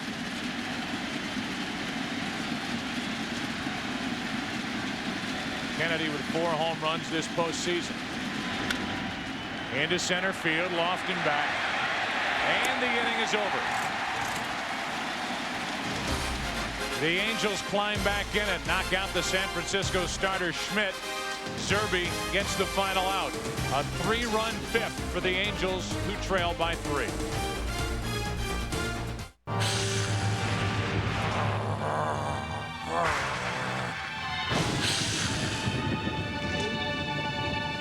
Radio Shack is the place people go for specialty batteries for all kinds of things. Choose from over 1,000 batteries. Radio Shack has more power.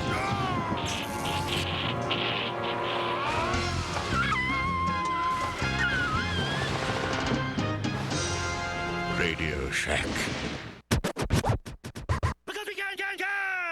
Yes, we can!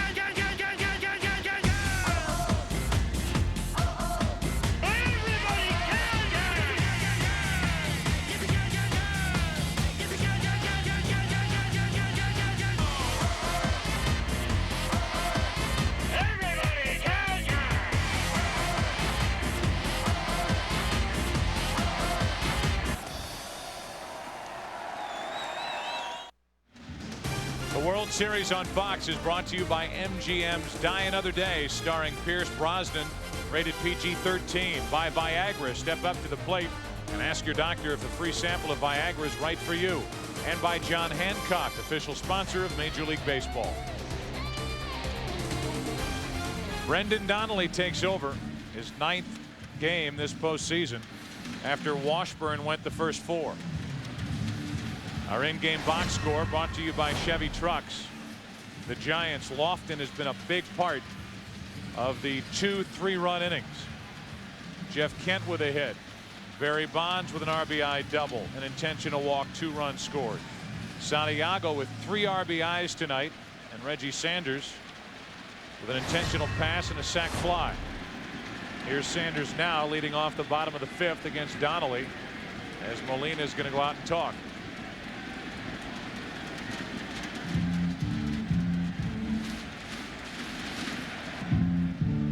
Check at the scorecard. The pitcher spot is due up 2nd in the 6th inning.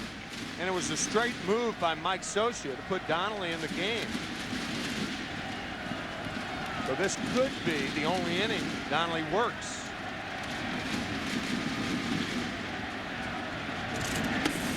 Ball 1. Sanders was intentionally walked back in the 1st inning. That backfired on the Angels, as Washburn followed that with a walk to JT Snow to load him up, and a bases loaded walk to David Bell to make it 3-0. Ball and a strike. Just proves how things are different in this World Series for Reggie Sanders than they were in the NLCS. Lefty, righty didn't matter. The Cardinals were coming after Sanders, who was only 1 out of 16 in that series, and admitted that he was pressing in the LCS. Pretty good rip at that pitch, but in the hole 1 and 2. Then you think about how he started this World Series. Sanders homered in game 1, walked, singled, scored a run, and in game 2 hit a 3-run home run, had another hit.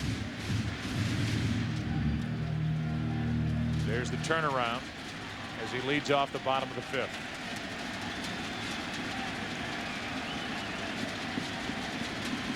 One-two pitch. 2-2.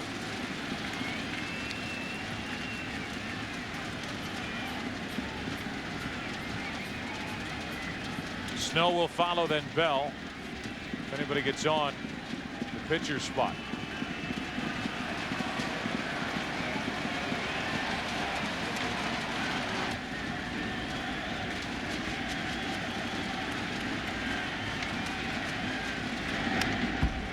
Another good swing by Sanders.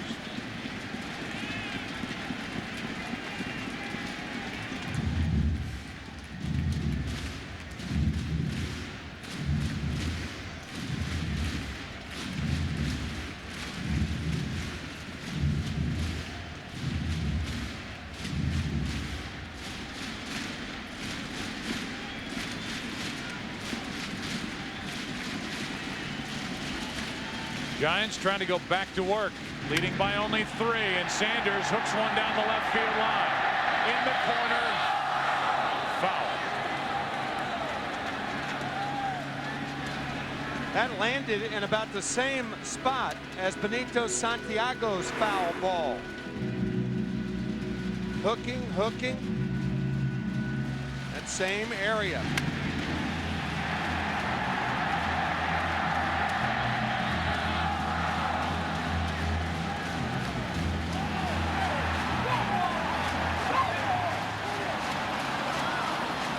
Everybody getting fist on it.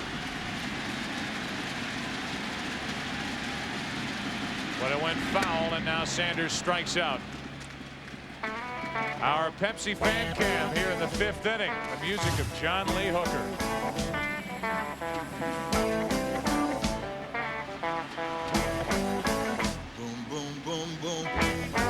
Some of Dusty Baker's favorite music, this being the last game this World Series in San Francisco.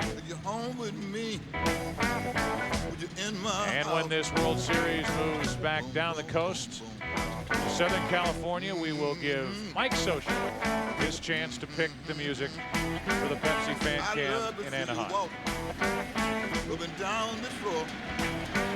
Here's JT Snow. Ball 1. Snow is walked and flied out.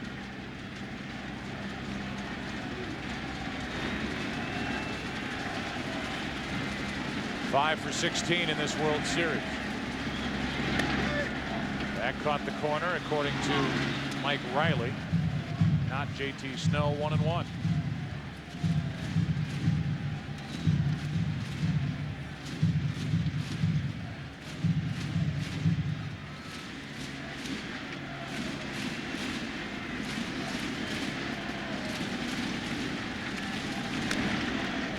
Off the front foot or leg. 1 ball, 2 strikes. JT Snow wearing that half shin guard on his front leg, and he hits the ball off his back leg.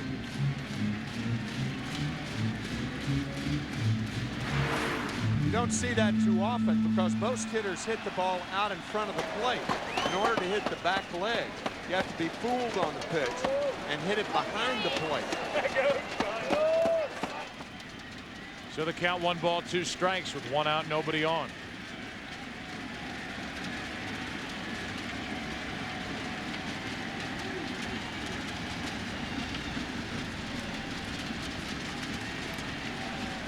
Donnelly with 1 idea and Molina with another on what to throw on 1 and 2. And so they'll talk. Talking about Dusty Baker, he is such a Jazz fan. He will talk to you about jazz as long as he'll talk to you about baseball.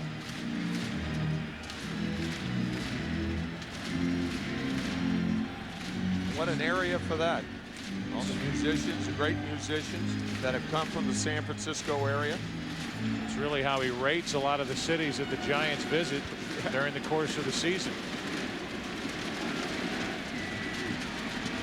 How good is the music?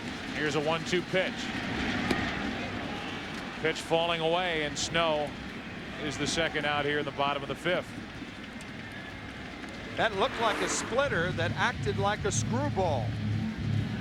Either that or a 2-seam fastball to get JT Snow.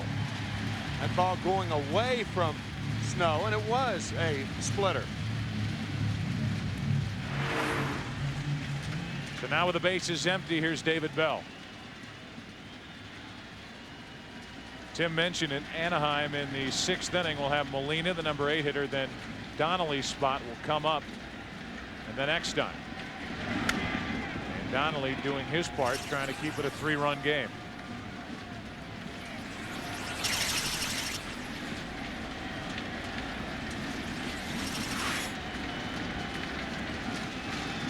Now Felix Rodriguez going down to warm up for the Giants. Perhaps if David Bell gets an extra base hit here, Dusty Baker with a chance to drive in another run.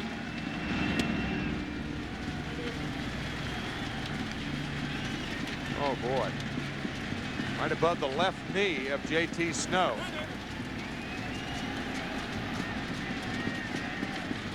It was a slider or cut fastball right on the side of the thigh. JT has had knee problems. Bell takes a slider for a strike, and it's 1-2.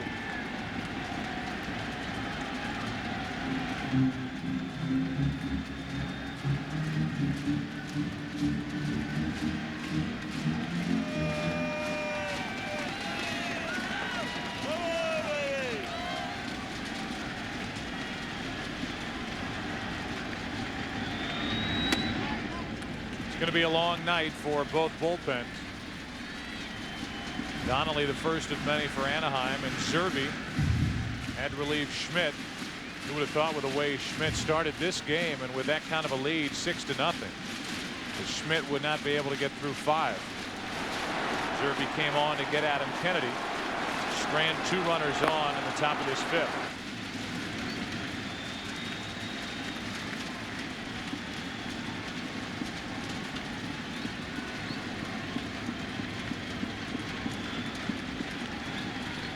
Bell with 2 out, nobody on.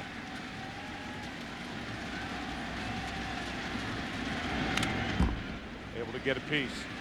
The thing about Brendan Donnelly, he does not throw a lot of balls down the middle of the plate, in and out. We talked about east and west and how effective pitchers could be throwing outside, inside. Donnelly does it very, very well. Pitching this series, the starters for the Angels, a 9.14 ERA. Giants almost 8 3/4, and the relievers, no surprise. The bullpen, a big reason why each team has advanced to the World Series. The 2-2 pitch to the right side. Spezio, and the inning is over. A quiet inning for the Giants, and we go into the 6th. Bottom part of the order coming up for the Angels. And it's 6-3 San Francisco. Boom, boom, boom. Shoot you right down. Up above, the overhead shots of the 2002 World Series provided by the Saturn Lightship. The team at Saturn hopes you're enjoying this unique look from high above San Francisco. From downtown, of Alcatraz, Bay Bridge, the Golden Gate Bridge, Pac-Bell Park. And now we move to the 6th inning. Benji Molina first up. Benji Gill is in the on-deck circle. And a ball up and into Molina from Zerbe.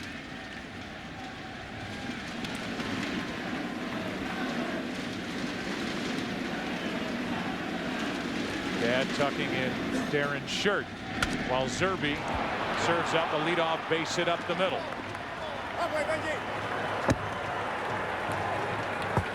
David Bell fouled out to end the bottom of the 5th. And little Darren Baker had a reaction that at one point early in Dusty's life got him kicked off his own dad's team. And little Darren got rid of the helmet in frustration, in disgust. Dusty was cut from his dad's Little League team 3 times, twice for throwing equipment. Darren will learn that lesson eventually from Dad. Yes, he will. Here's Benji Gill, 1 on with nobody out. Gill batting for Donnelly, who went 1 perfect inning with 2 strikeouts.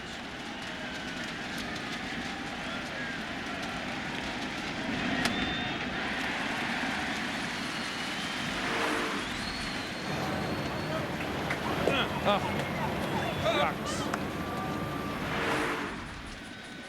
How much are we paying that guy, Dad? We need hits.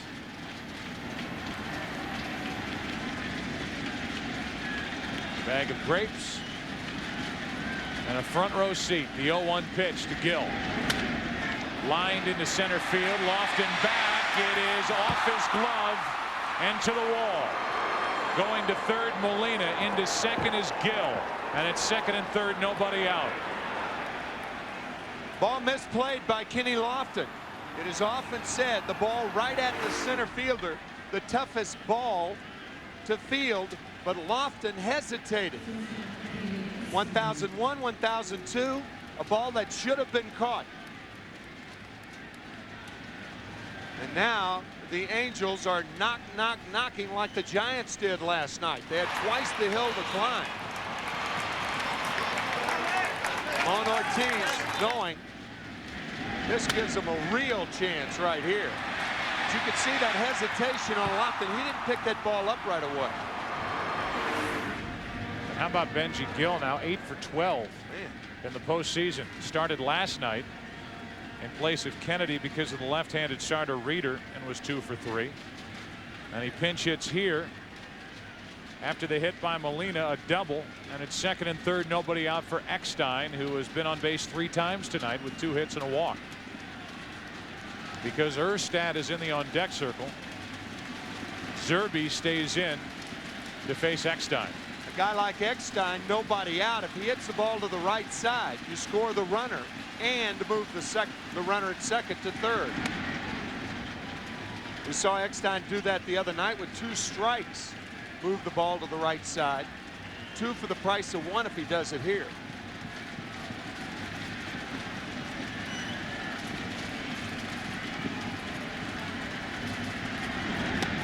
On the inside corner, Eckstein, hit by 27 pitches during the regular season, is right on top of the plate. And if one is headed for him, he doesn't give.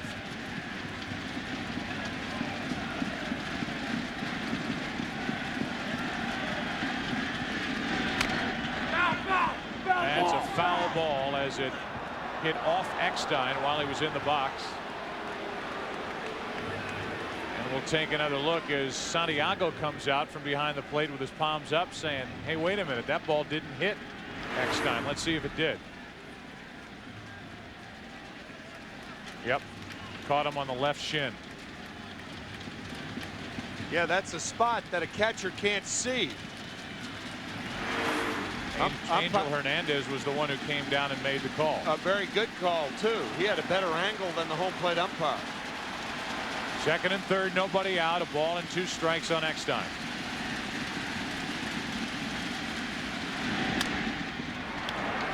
To the plate is Molina. Out at first is Eckstein, and the other runner, Gill, advances to third, 1 out, and it's a 2-run game. There's Eckstein making an out, but a productive out as both runners advance. 2 for the price of 1. Molina scores easily. Benji Gill, again, the rule of thumb, if you're the runner at second base, the ball is hit at you or to your left, you go to third, and Gill did. Good job by Eckstein.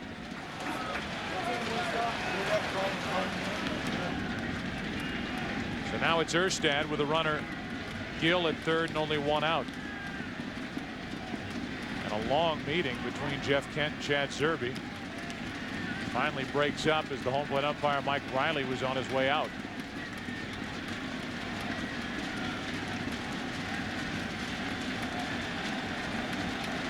Schoenweiss will take over for the Angels in the bottom of the 6th.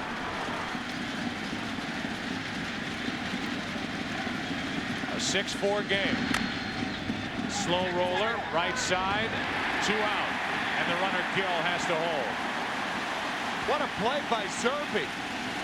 Not only tagging the runner, realizing maybe that if he goes to first base, Gill could score. Gill comes off a bit. Now, if Zerbe goes to first base right there, maybe Gill could score. But by tagging him, no chance. Great reaction by Zerbe. Watch him look toward third.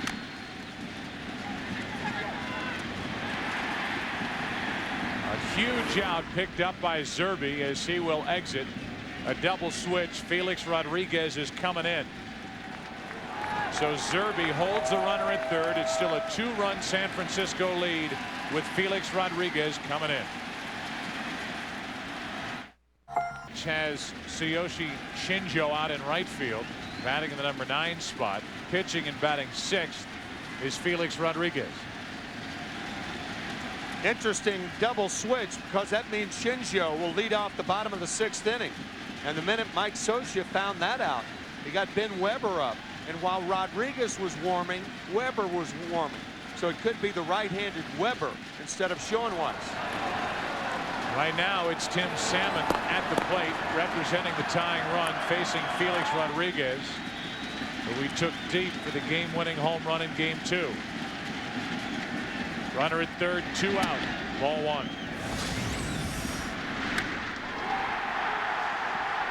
Bottom of the 8th, a 2-out, 2-run shot. That made it 11-9. It ended 11-10 after the Bonds home run. Gill with a pinch hit double in this inning, off the glove of Lofton in center. 6-4 Giants in the 6th. And it's 2-0 on Salmon. Felix Rodriguez has been involved in every game of this World Series.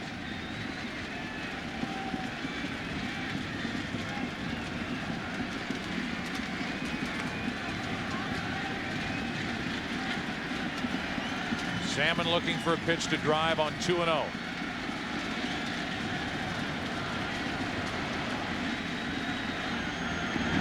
(3-0) with Garrett Anderson next.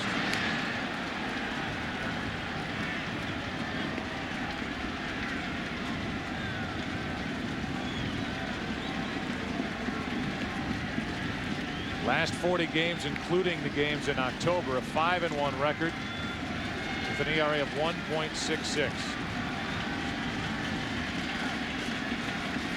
The one loss came compliments of Tim Salmon, who hits one to third. One hop to Bell. Inning over.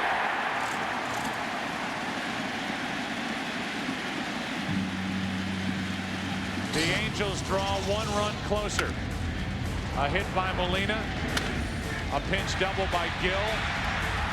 And the RBI ground out by David Eckstein. We go to the bottom of the 6th inning. 6-4 Giants. Bottom of the 6th inning, Shinjo leads it off, and Ben Weber, who just started to get loose, as Tim mentioned, when the Giants brought in Felix Rodriguez in the top of the inning, deals strike 1. That's foul. Straight up 8 o'clock here in the West, 11 o'clock back east. Joe Buck, Tim McCarver, Michael Weissman, Bill Webb, our director.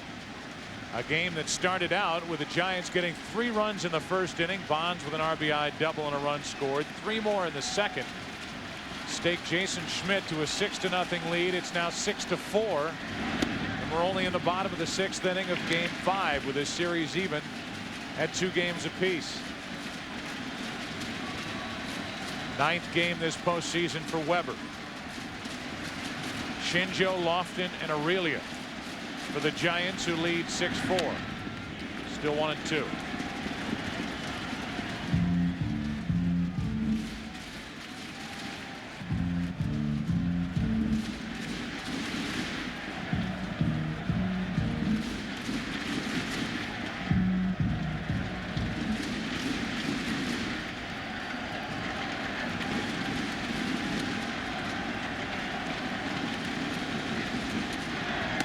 On the inside corner, 1 out. Kenny Lofton will step to the plate. 5 hits in his last 7 trips to the plate. He's been hitting line drives, and he dropped down that all-important bunt in last night's game. The infield hit, his first last night. The clean single through the right side, and then the bunt for the hit. It was fair, foul, and then fair when Gloss touched it. And tonight 2 more hits to start the first, to start the second. He scored each inning. And now he bats with 1 out, nobody on in the 6th. Takes a strike as he was backing out, taking all the way. 3rd time through the order, the Giants 0 for 9. After pounding Washburn early. Now 0 for 10 as Lofton is retired for the 2nd time. Meanwhile, the Angels are trying to do to the Giants what the bullpen of the Giants did to the Angels last night. Donnelly for 1 perfect inning, and now Ben Weber has retired the first 2 he's faced in the 6th. Again last night in Game 4, the Angels got 1 in the 2nd, 2 in the 3rd. And then Reeder, Felix Rodriguez, Tim Worrell, and Rob Nen face the minimum the rest of the way. Here's Aurelia with 2 out and nobody on for the Giants, who lead by 2.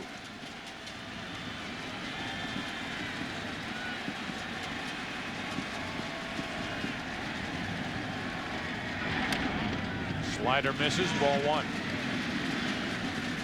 The Angels in the 7th will have Anderson, Gloss, and Spezio against Felix Rodriguez. Bullpen not active for the Giants at the moment. Off the glove of Gloss for a base hit.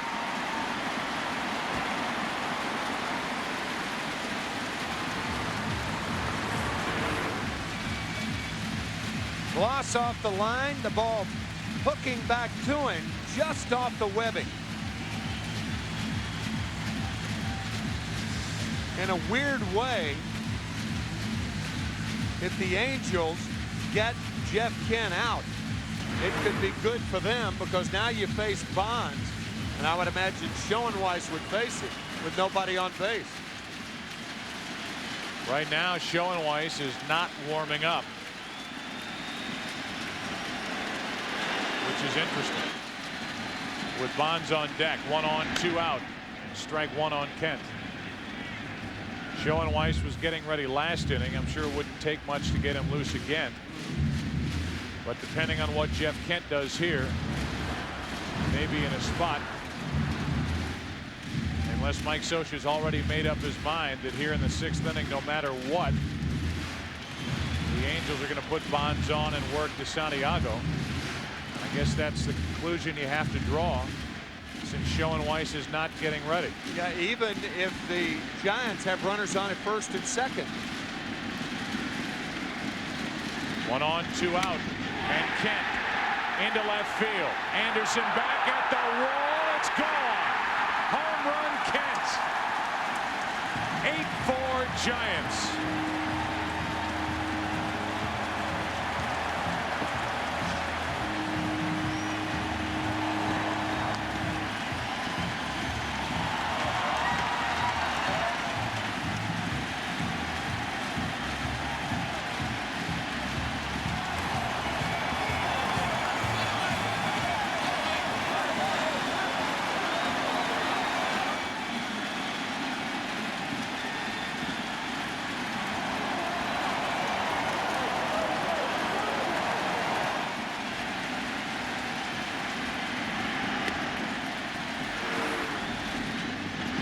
Flat breaking ball from Weber.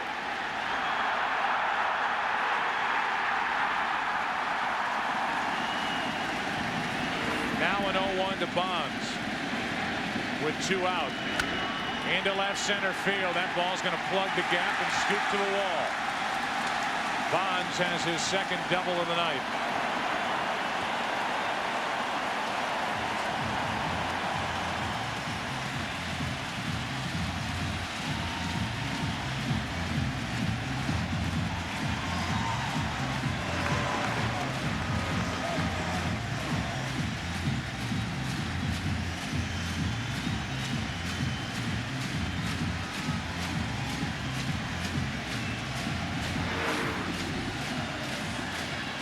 Bonds shooting one into left center. Why is Mike Scioscia going to walk Benito Santiago?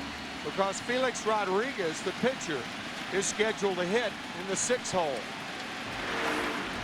So the intentional pass is Weber almost uncorked a wild pitch on ball 1.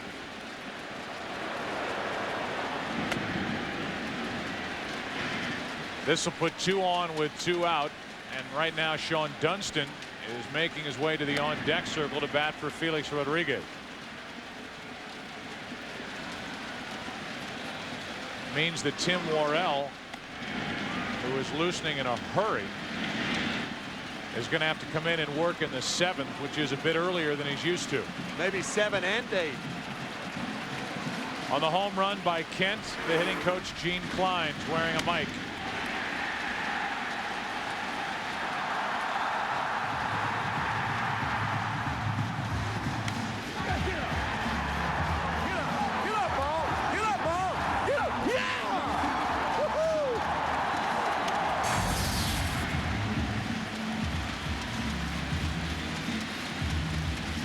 Joe, a lot of pitchers talk about the fact that from the stretch, they can't get the break on their sliders or curveballs like they can from the windup. They don't have a high leg kick. That could have been the problem with Weber then. You could see Molina setting up outside, and we have said before that when a catcher is off the plate away and moves the glove back toward the middle of the plate, generally it spells trouble for the pitcher. And it was big trouble for the Angels as Ken hit the two-run homer. Sean Dunston came out, was going to the plate, and then was called back to the bench.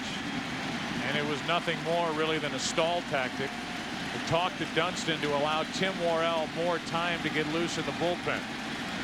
2 on, 2 out. Dunston takes a strike. Tim Worrell is just now starting to work to the bullpen catcher down in a crouch after finishing long tossing to try to get his arm loose on this cool night. Felix Rodriguez's spot, the number 6 position, came up in a hurry here in the 6th inning. It's 8-4 Giants in game 5. Strike 2 on Dunston.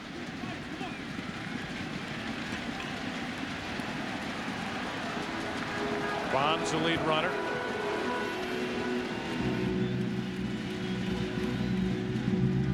Santiago the trail runner after the intentional walk, and it's 0-2 on Dunston.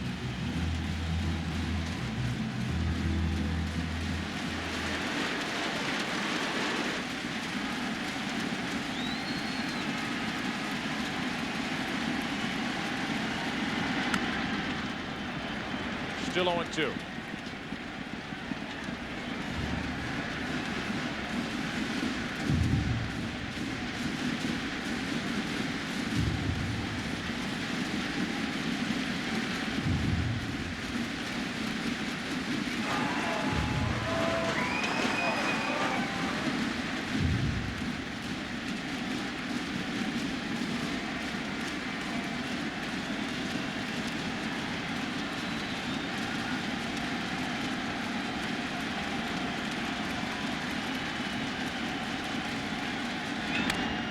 That's foul, and this at bat by Dunston, even if it doesn't produce a hit, has certainly given Tim Worrell time enough now to get loose. You're right.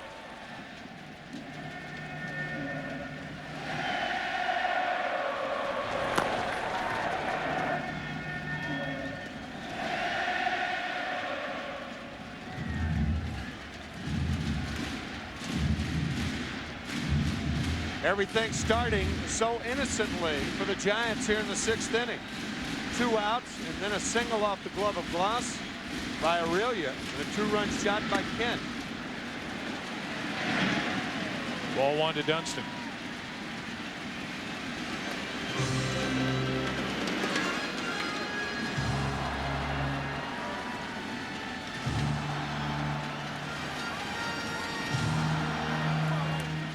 Part of the kids crew in the dugout for the Giants.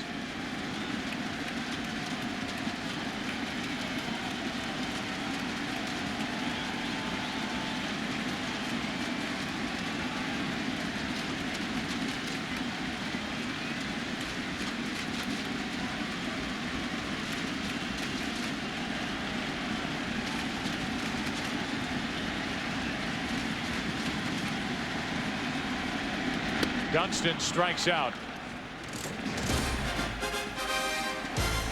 During the regular season, Jeff Kent hit 37 home runs, one of the most productive second basemen in Major League Baseball history. Here in the Giants' 15th postseason game, he gets his 2nd home run.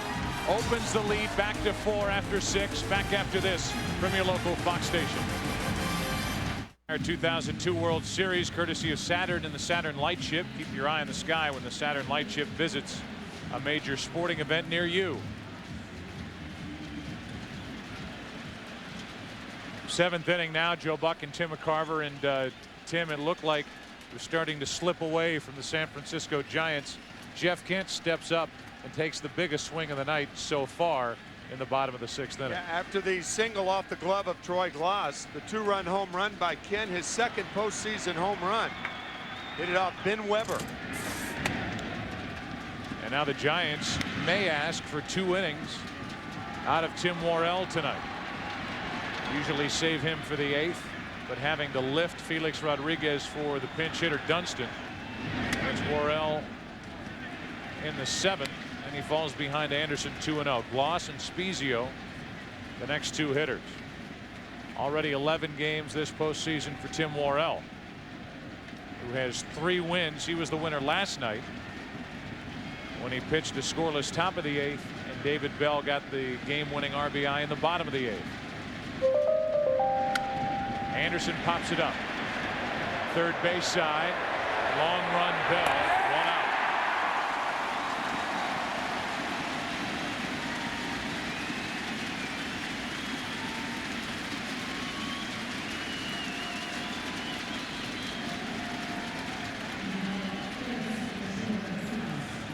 Here's Gloss, who's doubled home a run and struck out twice against another right-hander, but a very different type pitcher, Jason Schmidt.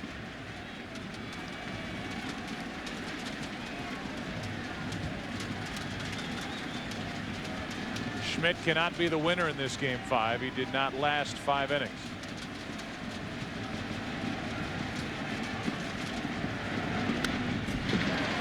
Strike 1.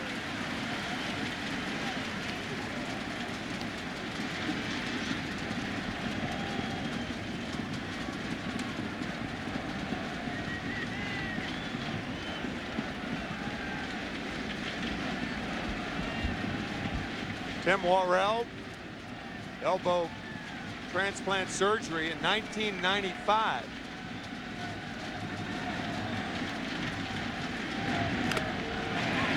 Two on Gloss. Tim was a starter then. This one getting a piece of Benito Santiago. Continues to get rattled around back there. Off the mask and then off the shoulder. The one off the shoulder hurt. Like a pinball machine.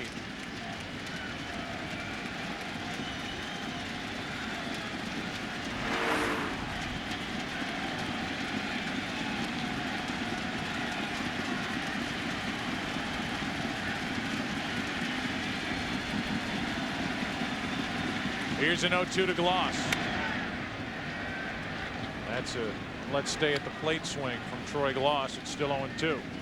That's also the spot that Tim Worrell has had a tough time throwing to right-handed batters and even to left-handed batters, is outside because he can't finish his pitches since the surgery.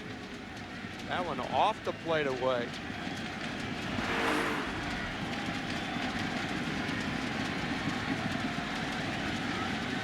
Another 0-2 pitch. 1.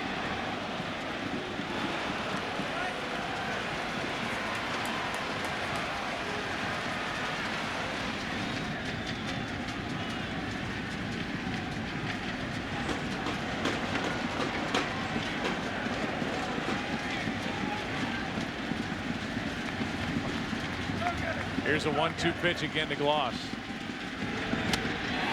2 out as Gloss strikes out.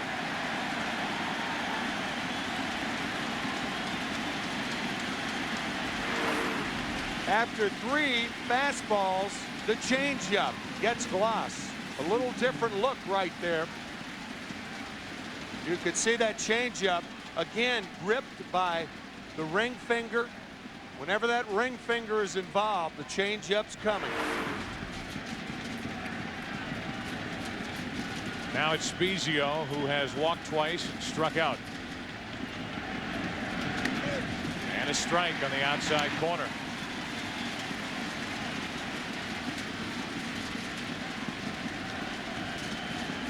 The rally monkey.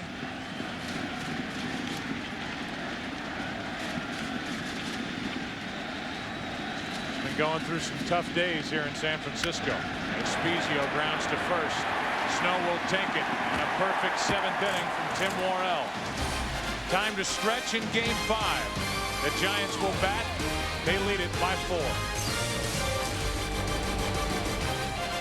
4. World Series on Fox is brought to you by Taco Bell. Think outside the bun. Outside the stadium in McCovey Cove is that target provided by Taco Bell. And it's sinking It's taking on water. Deflated. So the target is made that much smaller. Running out of time, as this is only good, obviously, for the games in San Francisco. Where's DiCaprio? He knows what to do. Emmitt Smith going for the record this weekend. He was our main guy in that one game against Green Bay. We're gonna feature Moose as our dot the I back. And we hammered you up there about 30 times. Yeah. You carried it 30 times, though? Well, so the reason you are here is because of me, because I did such a poor job as a feature back that they had to go out and get somebody the next year. After that game, we said, we think Moose is a blocker, not a runner. So this Sunday, number 22 will be running the pigskin. 93 yards shy of the new all-time rushing record, as Dallas takes on Seattle, and the Seahawks have had a tough time stopping the run this season. It'll be JT Snow to start it for the Giants here in the bottom of the 7th, with Bell and then Shinjo to follow against Ben Weber, who surrendered the 2-out 2-run home run by Jeff Kent last inning to make it 8-4.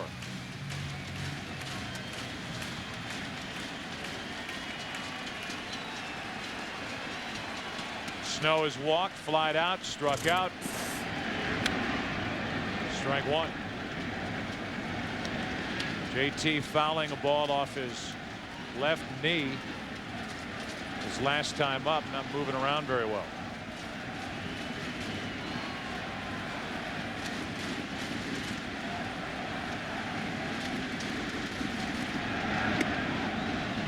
Ball one. See those two dark strips on the back of JT Snow's shoulder? That's when he swings and misses, or swings and fouls one off.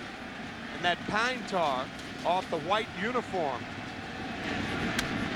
Up the middle, through Weber and into center field. Leadoff base hit for Snow.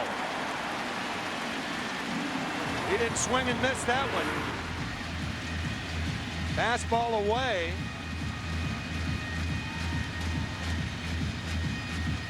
Weber trying to field it, the comebacker. A little late. Now David Bell. See how the Giants want to play it with Bell, leading by 4 in the bottom of the 7th. Shinjo, the number 9 hitter, on deck, and then back to Lofton. The Anaheim defense is back on the infield. And Bell shatters his bat and fouls it for strike one. That's, guess what, 2 nights in a row that jagged piece of baseball bat went sailing down in the direction of Troy Gloss. Last night, David Eckstein stepping in front of Gloss to field the ball with that bat hit aimed right at Troy. David Bell with a game-winning hit in the 8th inning last night.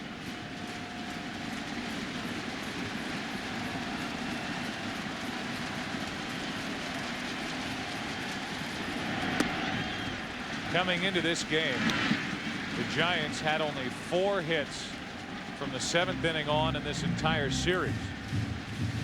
2 of them came in last night's 8th inning.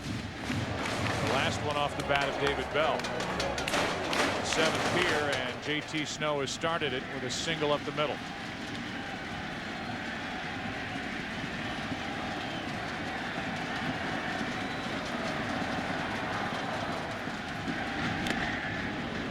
One and two.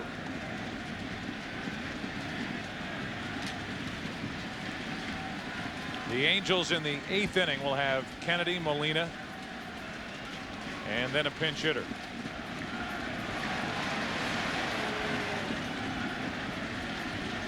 Eight 8-4 in Game 5, with Game 6 on Saturday night in Anaheim. Russ Ortiz and Kevin Apier, the scheduled starters. 2-2.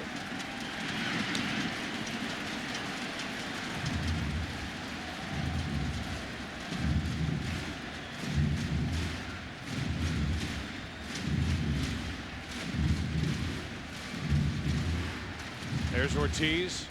There's did not fare well. The Encino native who grew up an Angels fan in game 2.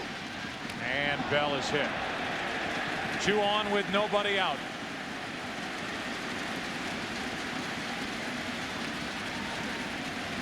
Gene Kleins was handed that broken bat, David Bell, and had this to say.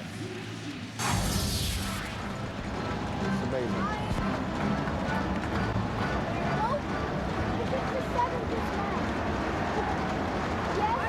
I can certainly understand Troy Glass earlier in the game smelling the barrel of the bat when he fouled one off. But I will have to ask Gene about that one. Smelling the handle. I don't. That was earlier when Troy Glass looks at the barrel of the bat. And Ted Williams used to say the seams of the bat when you foul one off cause friction. Now the bunt from Shinjo's foul.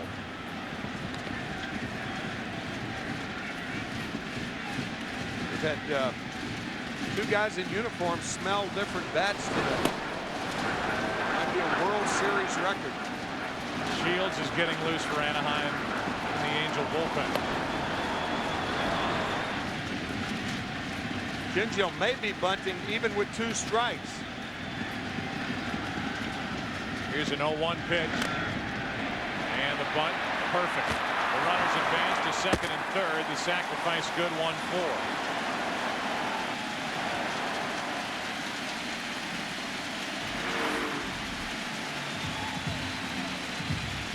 A beauty right here. Shinjo slipping, coming out of the box. But no harm done. The sacrifice easily executed by Weber.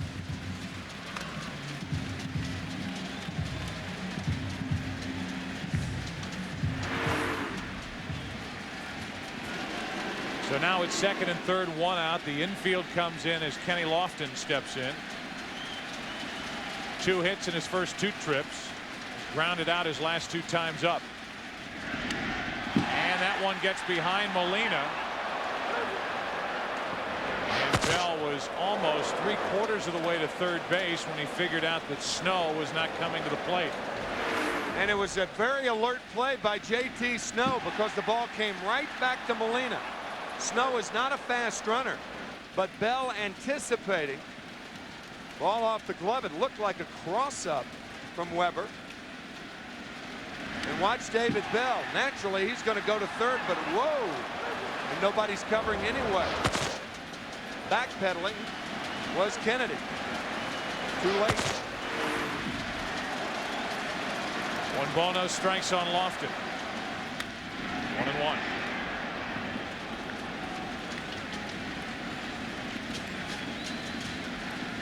On deck is Aurelia. We got the base hit in front of the 2-out, 2-run home run by Kent back in the 6th. It's given the Giants a little breathing room. They'd like more, and Lofton trying to provide it. 8-4 in the 7th inning. And that misses outside. 2 balls and a strike.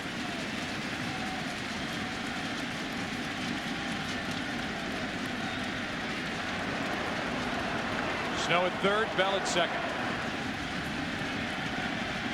Giants trying to take game 5 before the series goes south to Anaheim. The 2-1. Ripped. Deep right field. Salmon back. At the wall. It's off the wall. 2 runs are going to score. Lofton digs for third. He's held there, and it's a 6-run Giants lead.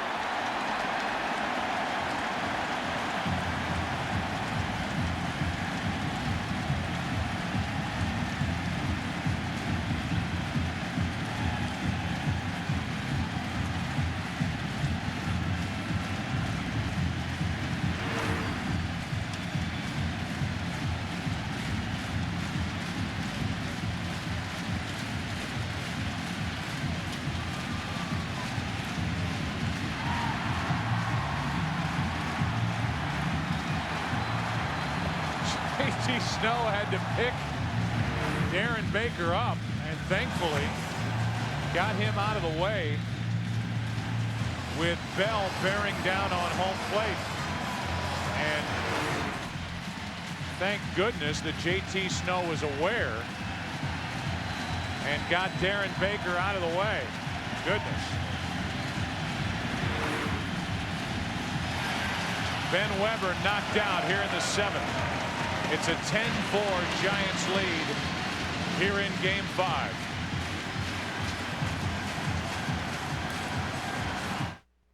Five and 3, good ERA of 2.20. 29 games out of the bullpen for the Angels. Makes his first postseason appearance. Infield is in. It's a 10-4 game. 1 ball, 1 strike. Sean Wooten takes over at first. He'll bat ninth. And the pitcher Shields is in the number 6 spot where Spezio was.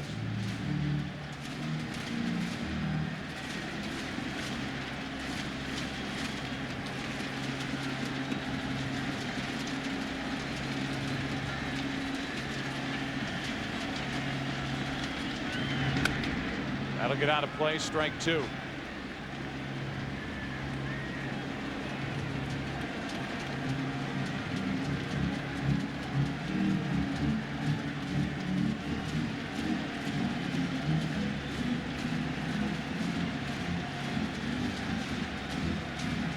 Shields trying to slow down the Giants, who have come up with 2 in the 6th, 2 in the 7th on a booming triple by Kenny Lofton.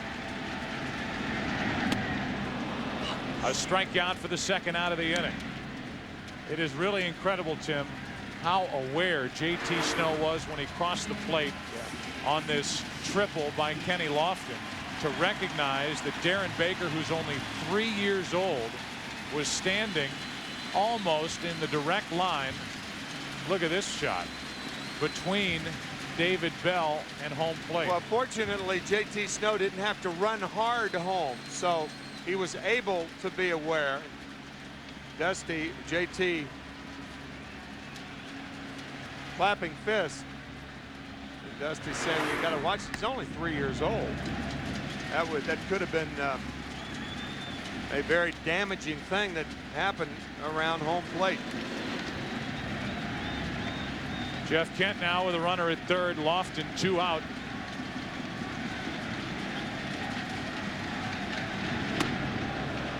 Kent trying to get his feel at the plate. He's walked and scored, doubled and scored, and hit an important 2-out, 2-run home run in the 6th inning. Now he bats in the 7th with the Giants, who have never led by more than 6.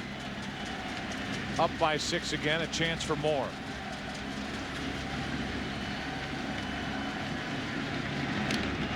Two balls and a strike. Last inning. Off Ben Weber, front row, and a 4-run lead, which is now 6.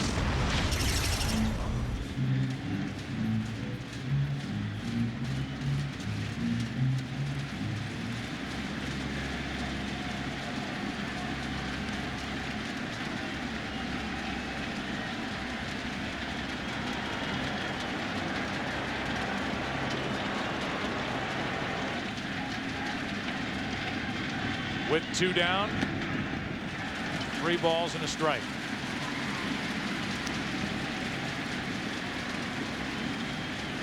After Kent, it's Bonds.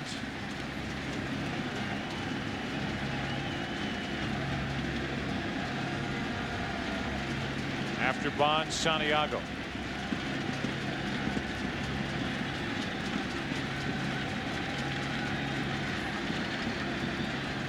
Three-1 to Kent. Full count.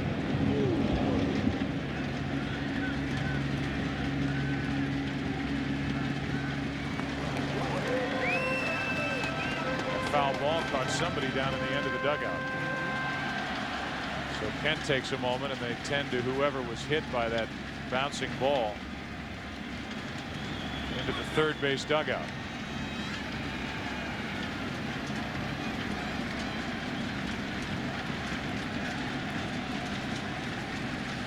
Appears to be okay. His action will start for the Giants in their bullpen now. That's Scott Air.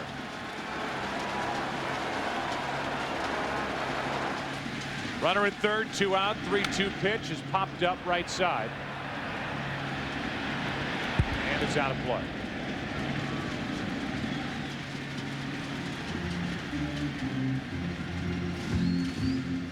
The Giants won game 1 of this World Series 4-3. They lost game 2 after overcoming at one point a 5-0 deficit to lead 9-7. The final was 11-10. And then the series shifted here to San Francisco, a 10-4 win in game 3 for Anaheim. The Giants pulling out a 4-3 win last night with a run in the 8th and leading 10-4 in the 7th inning, game 5, and Kent gets another one to left. Jeff Kent heating up. 12-4 Giants.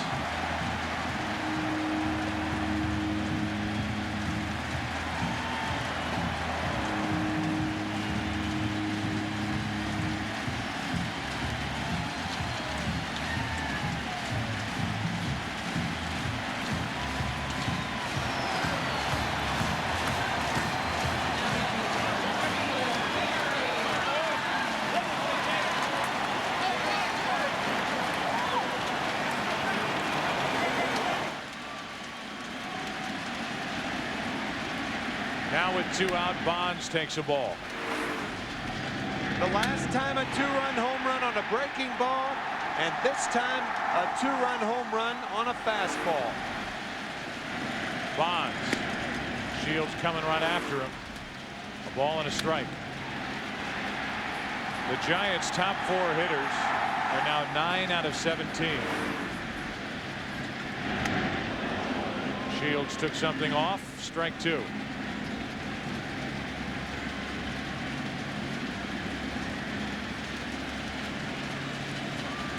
About the only thing missing tonight for the Giants is a Bonds home run.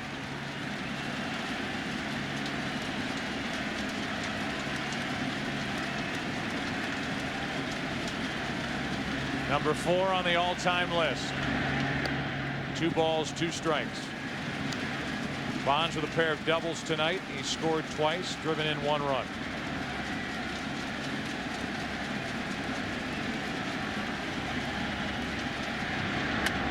Up the middle, under the glove of Eckstein. That's the shortstop on the other side of the bag, and Bonds has been on base 4 times with 3 hits and a walk. Up until about 4 years ago, the conventional wood used in bats of the major league level was ash. Barry Bonds uses a bat made of maple. It's a denser wood. And has he ever put some dents in it over the last 2 years?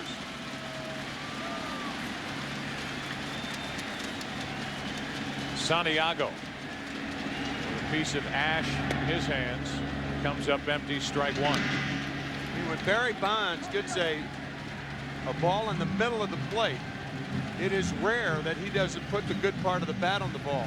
He may pop it up. Made in Canada.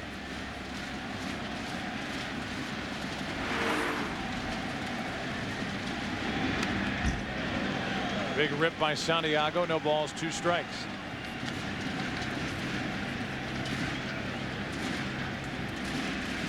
Fourth time a team has scored 10 or more runs in this World Series. It's the second time that's happened in World Series history. That 1960 year that we highlighted last night. The Yankees scored all kinds of runs but lost in game 7 on the Mazeroski home run. The hands of the Pirates. The 0-2.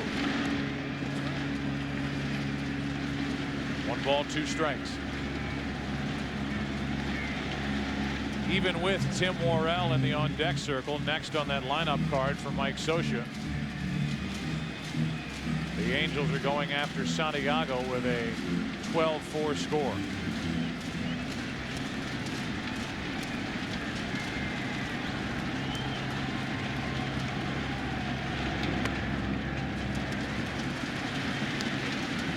Two and 2.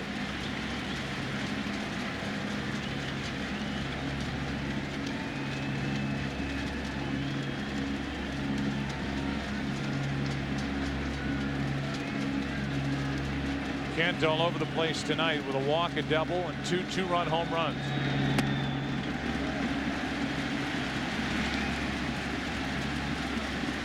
Full count, and Bonds will go.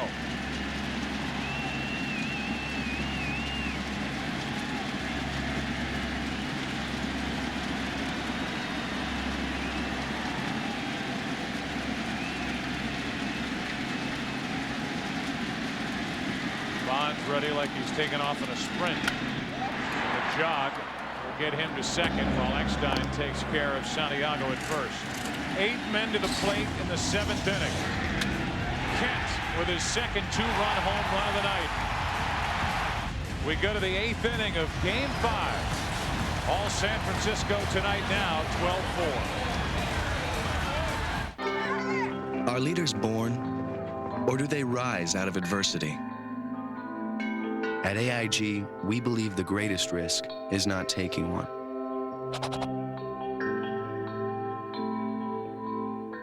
Fox Wednesday. Sorry, fatty, other side. Let him in. Is driving carpool. The side's broken, look. Let him in now. Driving Bernie crazy? Sorry, I told you it's broke. Shut up! Bernie Mac, all new at 8/7 Central, Fox Wednesday.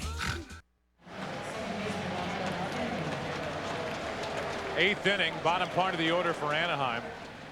That means Kennedy, Molina, and Wooten. This is Game 5, and the Giants on their way to a victory.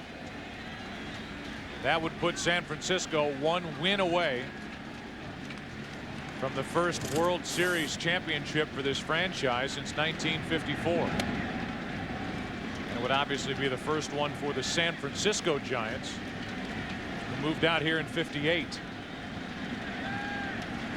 Lost to the Yankees in '62, lost to the A's in the Earthquake series of '89.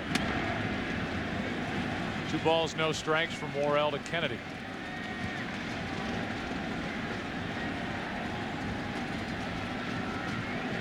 Willie Mays has been asked 100 questions during this World Series. He's been available.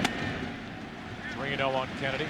With the remarkable year that Willie Mays had in '54 and the remarkable career that Willie Mays had, that was his only World Series appearance. 2 dozen.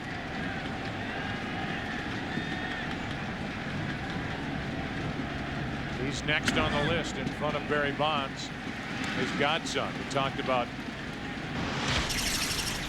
you know, if this Giants team wins the World Series, then Barry's got nothing on him. That's a strike, and it's a full count. We'll go back to that graphic and give you a chance to take another look at it. 4 career World Series appearances for Mays, but the only title in '54. Same for Leo DeRocher. His only title. 587 home runs in the first 17 seasons. That's the mark that Bonds has hit this year. He's at 613. Willie Mays in the World Series in '51, '54, '62, and then 1973 with the Mets.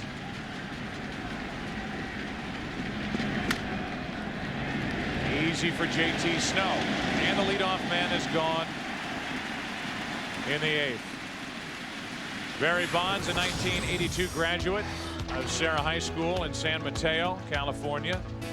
Played with AAA Hawaii before his call up to the Pirates in '86.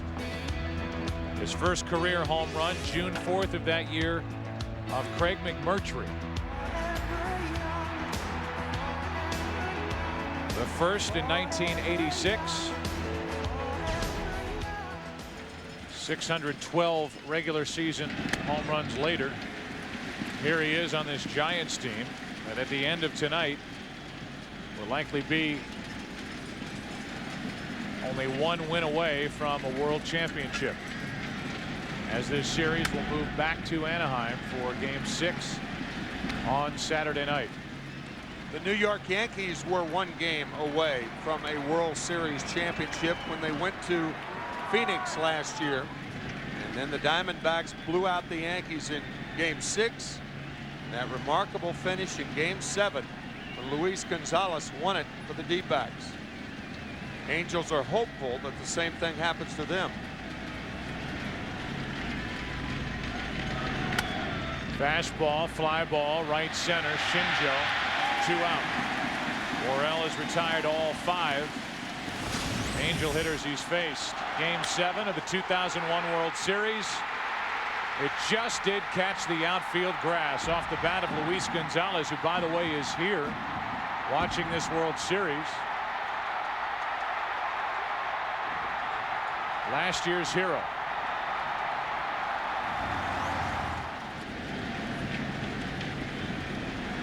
Luis Gonzalez hurt in the final week of the regular season. Hurting his shoulder. Got an operation on the shoulder. Says he's feeling a lot better, but unfortunately for the Diamondbacks, their biggest bat, their biggest threat, was not in their lineup in their 3-game series sweep at the hands of St. Louis. Wooten is first at bat of the night. Nothing but strikes from Tim Worrell after running the count 3-0 on Kennedy, who eventually grounded out to first to start this 8th inning. And when the Diamondbacks went back to Phoenix last year, no team could have been more disheartened with the losses that they suffered at the hands of the Yankees in games 4 and 5. Up the middle off the bat of Wooten, he has a 2-out hit. The 2-run home run to tie it in the 9th inning by Tino Martinez.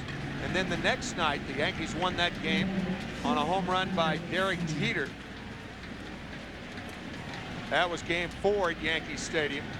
And then in Game 5, Scott Brocious with a 2-run home run off the same pitcher, Byung-Hyun Kim. And Kim came back this year to have a good year. Devastating. And yet the Diamondbacks prevail. Here's Eckstein. He's been on base 3 times and chipped in with an RBI ground out. One of my most favorite shots that we had at the end of the World Series last year was the look of relief on the face of Byung-Hyun Kim and the way his teammates supported him and gathered around him. I think had a lot to do with him having enough confidence to come back and put together a solid year in the bullpen for Bob Brenly. I remember a line by William Roden, a columnist for the New York Times. He wrote, "Gloom is a universal language." And it certainly was for Byung-Hyun Kim, the first Korean to ever appear in a World Series. 2 balls and a strike on Eckstein. It's a 12-4 San Francisco lead, top of the 8th. Game 6 on Saturday night, 7:30. We will hit the air Eastern Time, 4:30 Pacific. Russ Ortiz, Kevin Appier, the scheduled starters. Both pitchers struggled in Game 2.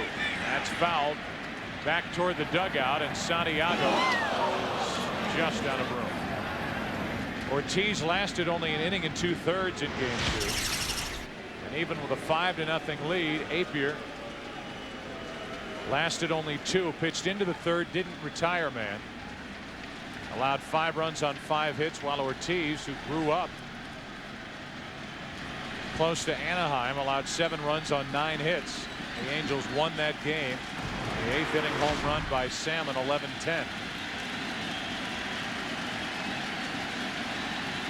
The matchup for Saturday night. Right now, it's a matchup of Tim Worrell and David Eckstein.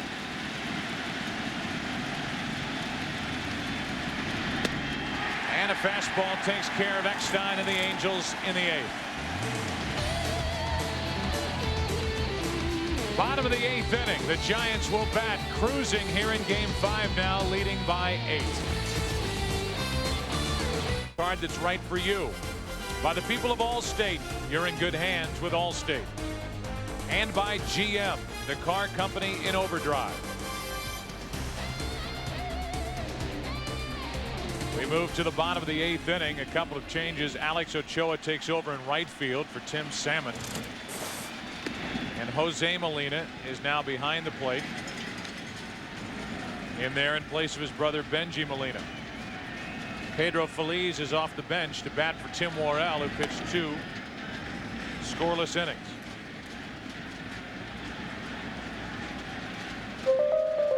Our Sprint Virtual Manager question: can the Angels still win this series?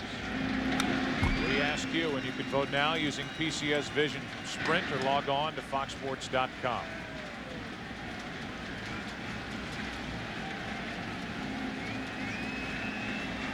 Two balls and a strike on Pedro Feliz. Shields back to work, and it's 2-2.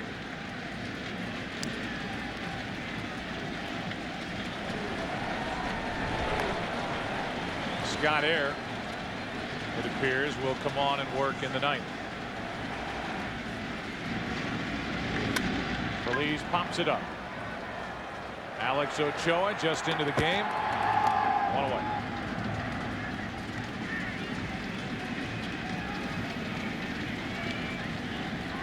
Tim Worrell ends up going 2 innings.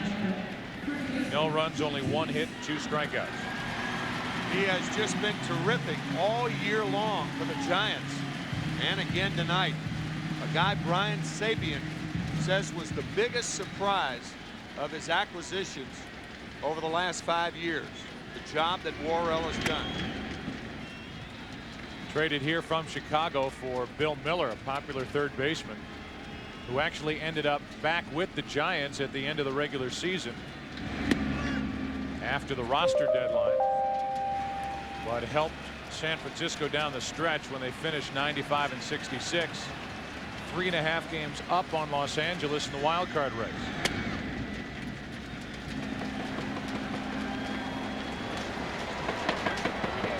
Giants record was 2.5 games short of Arizona. Diamondbacks won the West. That's foul. Seems like Snow is still a little gimpy on that left knee where he took that foul ball 2 at bats ago. After that swing, limping across home plate. It's still bothering him.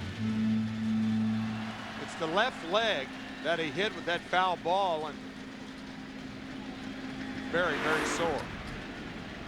A 2-2 pitch with 1 out.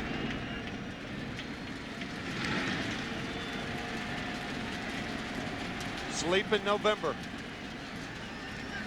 That is a familiar refrain that we've heard from one clubhouse to the next. Base hit to right by Snow. His second hit tonight. Been on base 3 times. Our game summary brought to you by John Hancock. The Giants put up 6 runs in the first 2 innings. The Angels made it a game in the 5th and 6th, but the Giants went back to work. Jared Washburn lasting only 4 innings. Schmidt only 4 2/3. That was a surprise. Santiago's had a nice night. Nobody's had a bigger evening than Jeff Kent. And what a time for him to get his swing leading into the weekend and game 6 on Saturday night in Anaheim.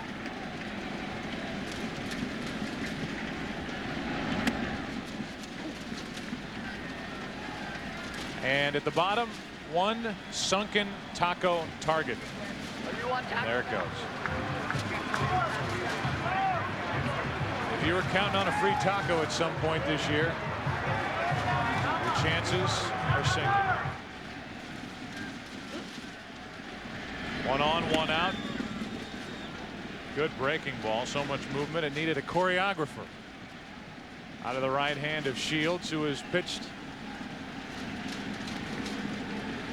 only once this entire postseason. And after coming in a tight spot, picked up a strikeout of Aurelia last inning, but Kent popped him for a 2-run home run. That's foul. And it's still 1-2.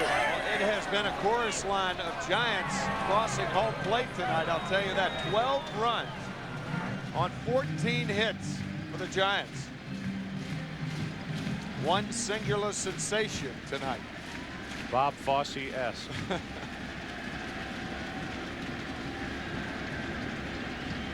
They don't bother to hold against Snow over at first.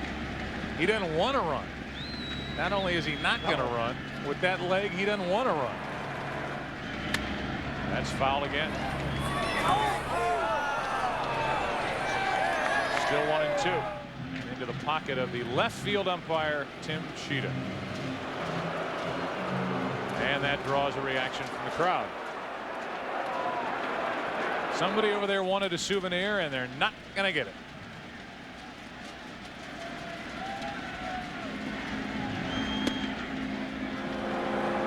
Another wide sweeping breaking ball, and the count 2-2 as Bell's able to lay off.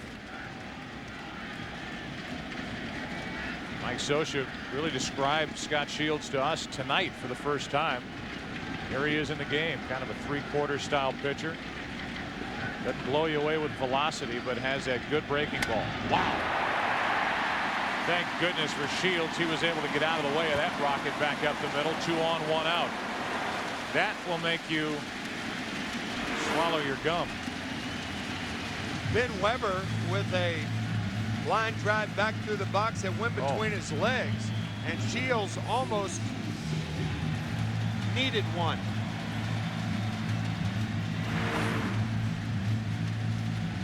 Another line drive off the bat of David Bell, who hitting in the number 8 spot. Came into this game 304 in the postseason. He's easy to overlook in this lineup, but boy, has he come up with some important hits for the Giants. 2 tonight. Plus he's been hit by a pitch and driven in a run with a bases loaded walk.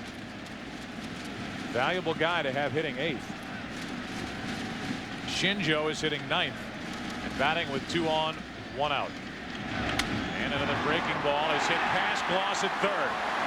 Snow is going to come to the plate. The throw by Anderson is not in time. Snow safe, and it's 13-4 San Francisco.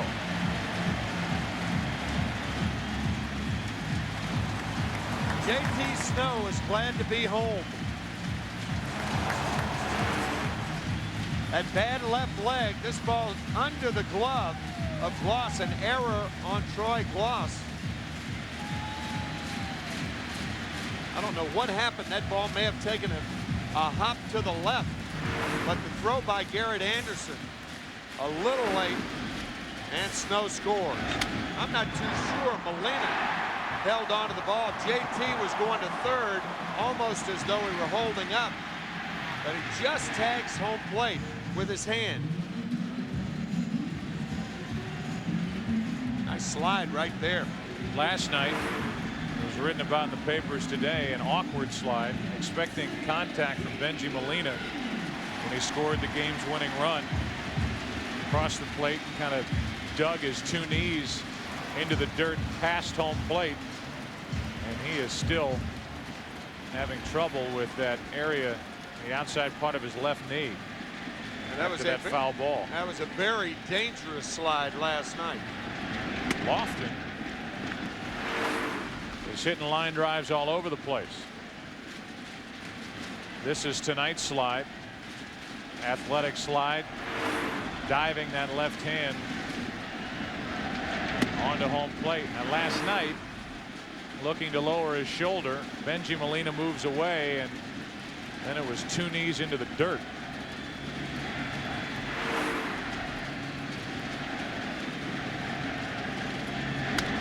Lofton to the right side. Nice play. Kennedy to his left. 2 out.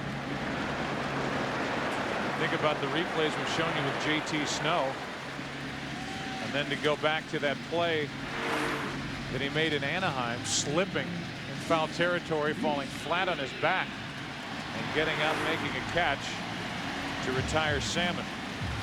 So his lower back is taking a beating. Both knees in last night's slide. And then the foul ball off the left leg above the knee. Sleep in November.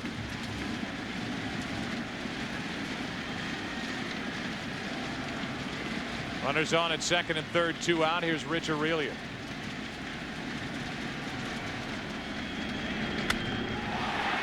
Into left field. Did he get enough? Back at the wall. Home run Aurelia. 3-run shot, 16-4.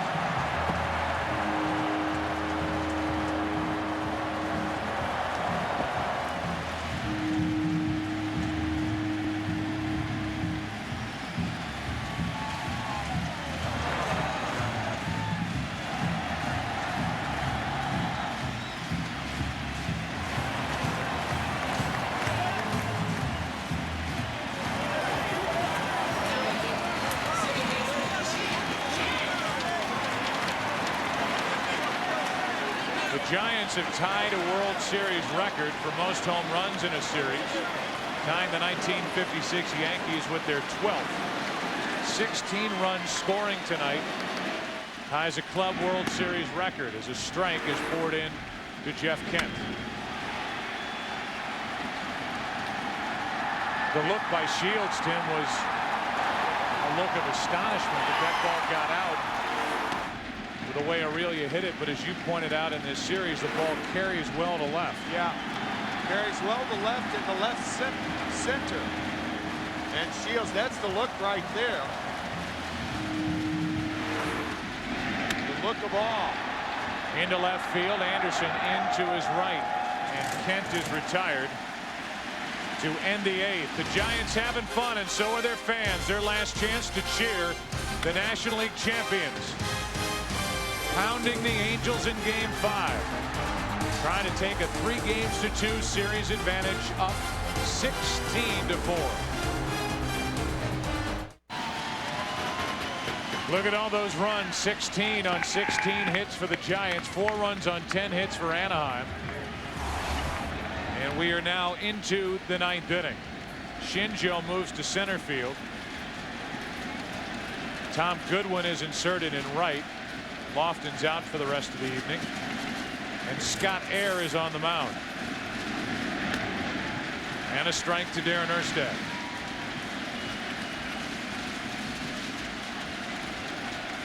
Unscored upon in 8 games for Scott Air.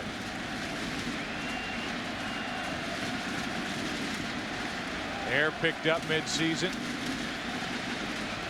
And he's filled a role as the late inning left-handed reliever. We talked about it earlier in the World Series. The Giants suffered a big loss when Jason Christensen went down. An arm injury, had to undergo Tommy John surgery, and Air is trying to step into that spot. And he's done well with it.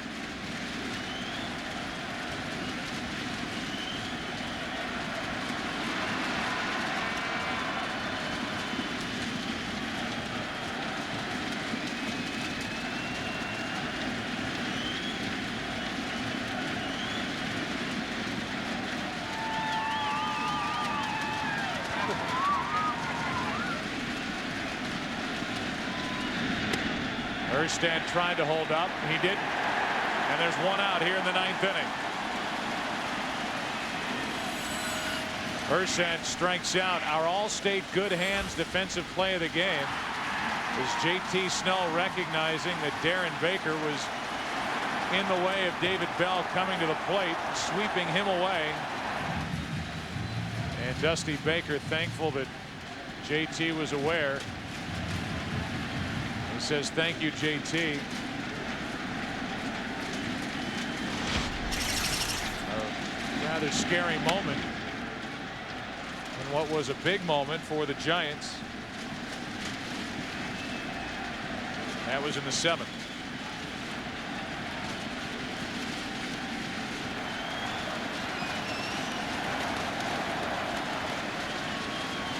One out, nobody on, no balls, 1 strike on Alex Ochoa, his first at bat.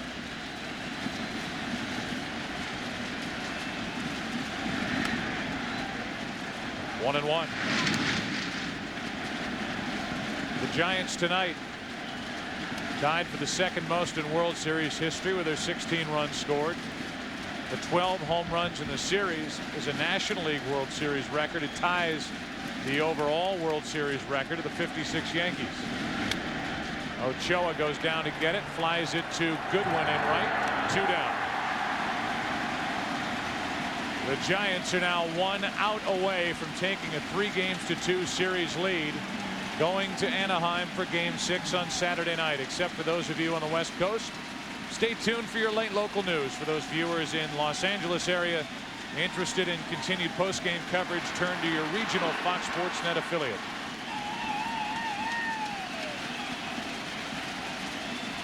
It's the scorer's discretion as to who gets the win in tonight's game, and right now the scorer is saying Chad Zerbe to win an inning and 2/3.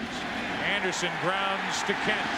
Fitting he would assist on the final out, and the Giants win Game 5 16-4.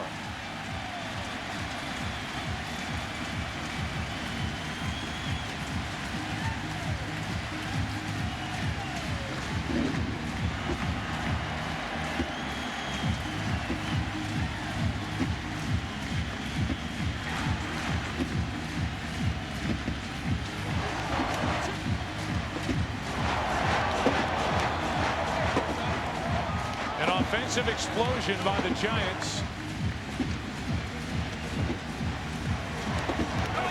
Turn the tables on the Anaheim Angels and pound out 16 runs on 16 hits and lead this World Series 3-2. The Giants scoring 6 times in the first 2 innings. The Angels tried to come back. They scored 4 unanswered runs, but then Jeff Kent and the rest of the Giants exploded again.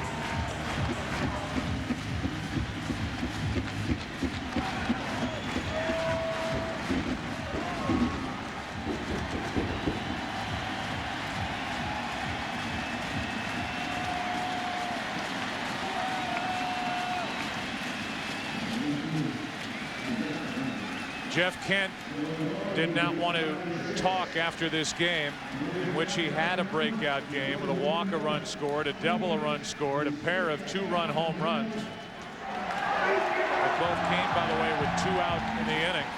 Happened in the 6th, that happened in the 7th, but Kent declined. And we'll go down to Steve Lyons, who's with Benito Santiago. Steve. Hi, Joe. Thank you very much. Benny, this is the type of game where you know that with both offenses, neither team is out of a ball game at any point. I know we never give in. You know, we seem like we start ahead right away, but this guy never give up either. You know, they score some runs in 1 inning, and then after that they come up with another run. And when they were 6-4, they got me worried a little bit. You know, I got to put the right fingers back there, but the offense doing it like they've been doing it all year long. Fox is brought to you by Sprint, introducing PCS Vision, clearly a whole new way to look at wireless. By Ford, no boundaries. By Radio Shack, official sponsor of Major League Baseball. And by MasterCard. There are some things money can't buy. For everything else, there's MasterCard.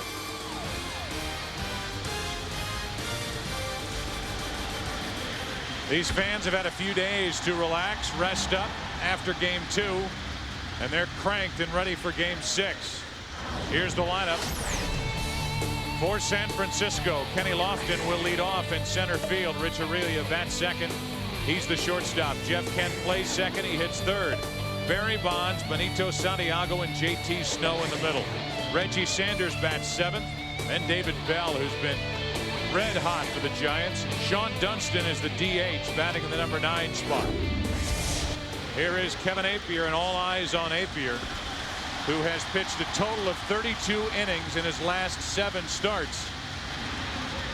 He has never beaten the Giants in 4 career starts, including last Sunday night, like a middle reliever in a close game. That's how he will be treated this evening by Mike Scioscia. He runs a lot of deep counts. He threw more pitches to American League batters than any other pitcher in the league this year.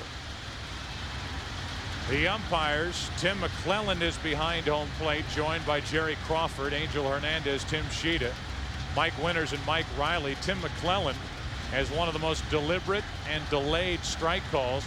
I'll say one of the most. How about the most? And it drives managers and catchers in particular crazy, because he is very relaxed when he calls strikes. And Mike Scioscia, watching as Appier takes his warm-up tosses. McClelland is also a guy who doesn't historically give a lot off the corners, which could really be trouble for Kevin Appier. For a guy like Appier or Russ Ortiz, guys who have a tough time in the strike zone anyway.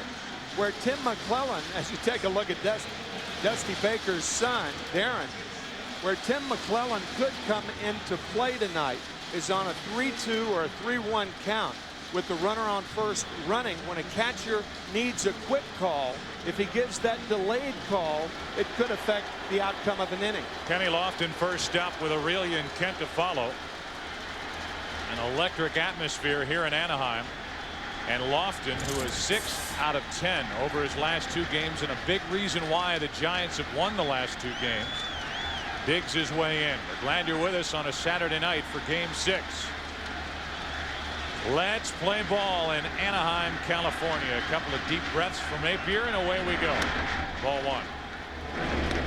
The World Series broadcast being heard in Spanish through the length and breadth of the continents of North and South America via our colleagues at Fox Sports and Espanol here in the USA. Fox Sports Latin America. Glad they're with us tonight as well. Pop up left side and playable. Next up. 1 out.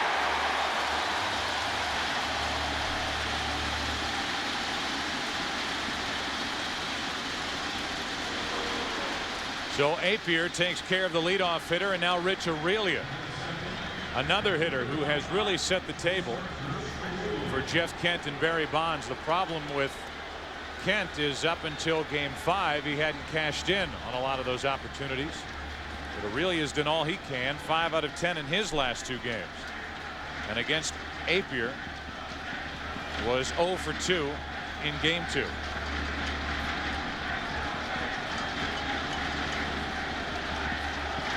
Biggest start in the big league career of the 34-year-old right-hander Kevin Apier. And a good breaking ball in for strike 1.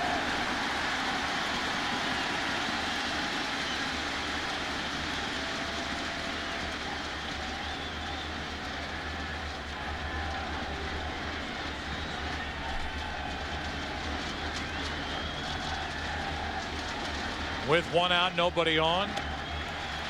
That missed inside. 1 ball, 1 strike. Just so you know, after Lofton made the out, the Giants have a young man in the dugout who's cueing Darren Baker when to run out and get the bat, trying to avoid what was a near disaster in game 5. Aurelia pops it up. Shallow center for Erstad. 2 up, 2 down.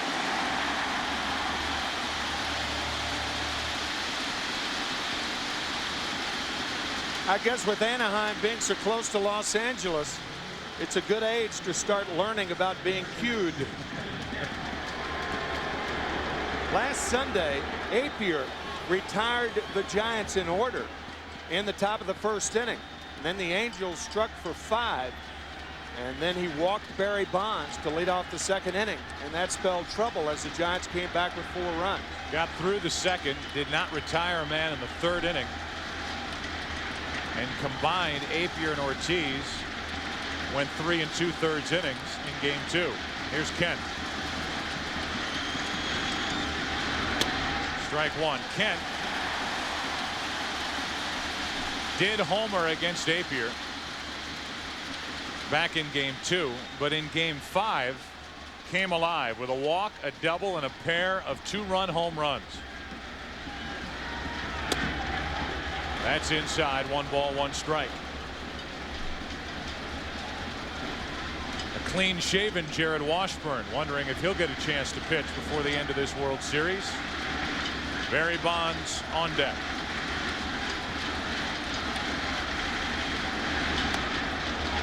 Two and 1. John Lackey and Jared Washburn will be available tomorrow. Other than that, everybody on the Angels staff available this evening. And again, with a lead in the middle innings, the Giants then will turn around and play it like it's their game 7, trying to play keep away as Kent nearly takes the hat off the head of Kevin Apier with a 2-out single. So Kent and the Giants hoping that he can stay hot and present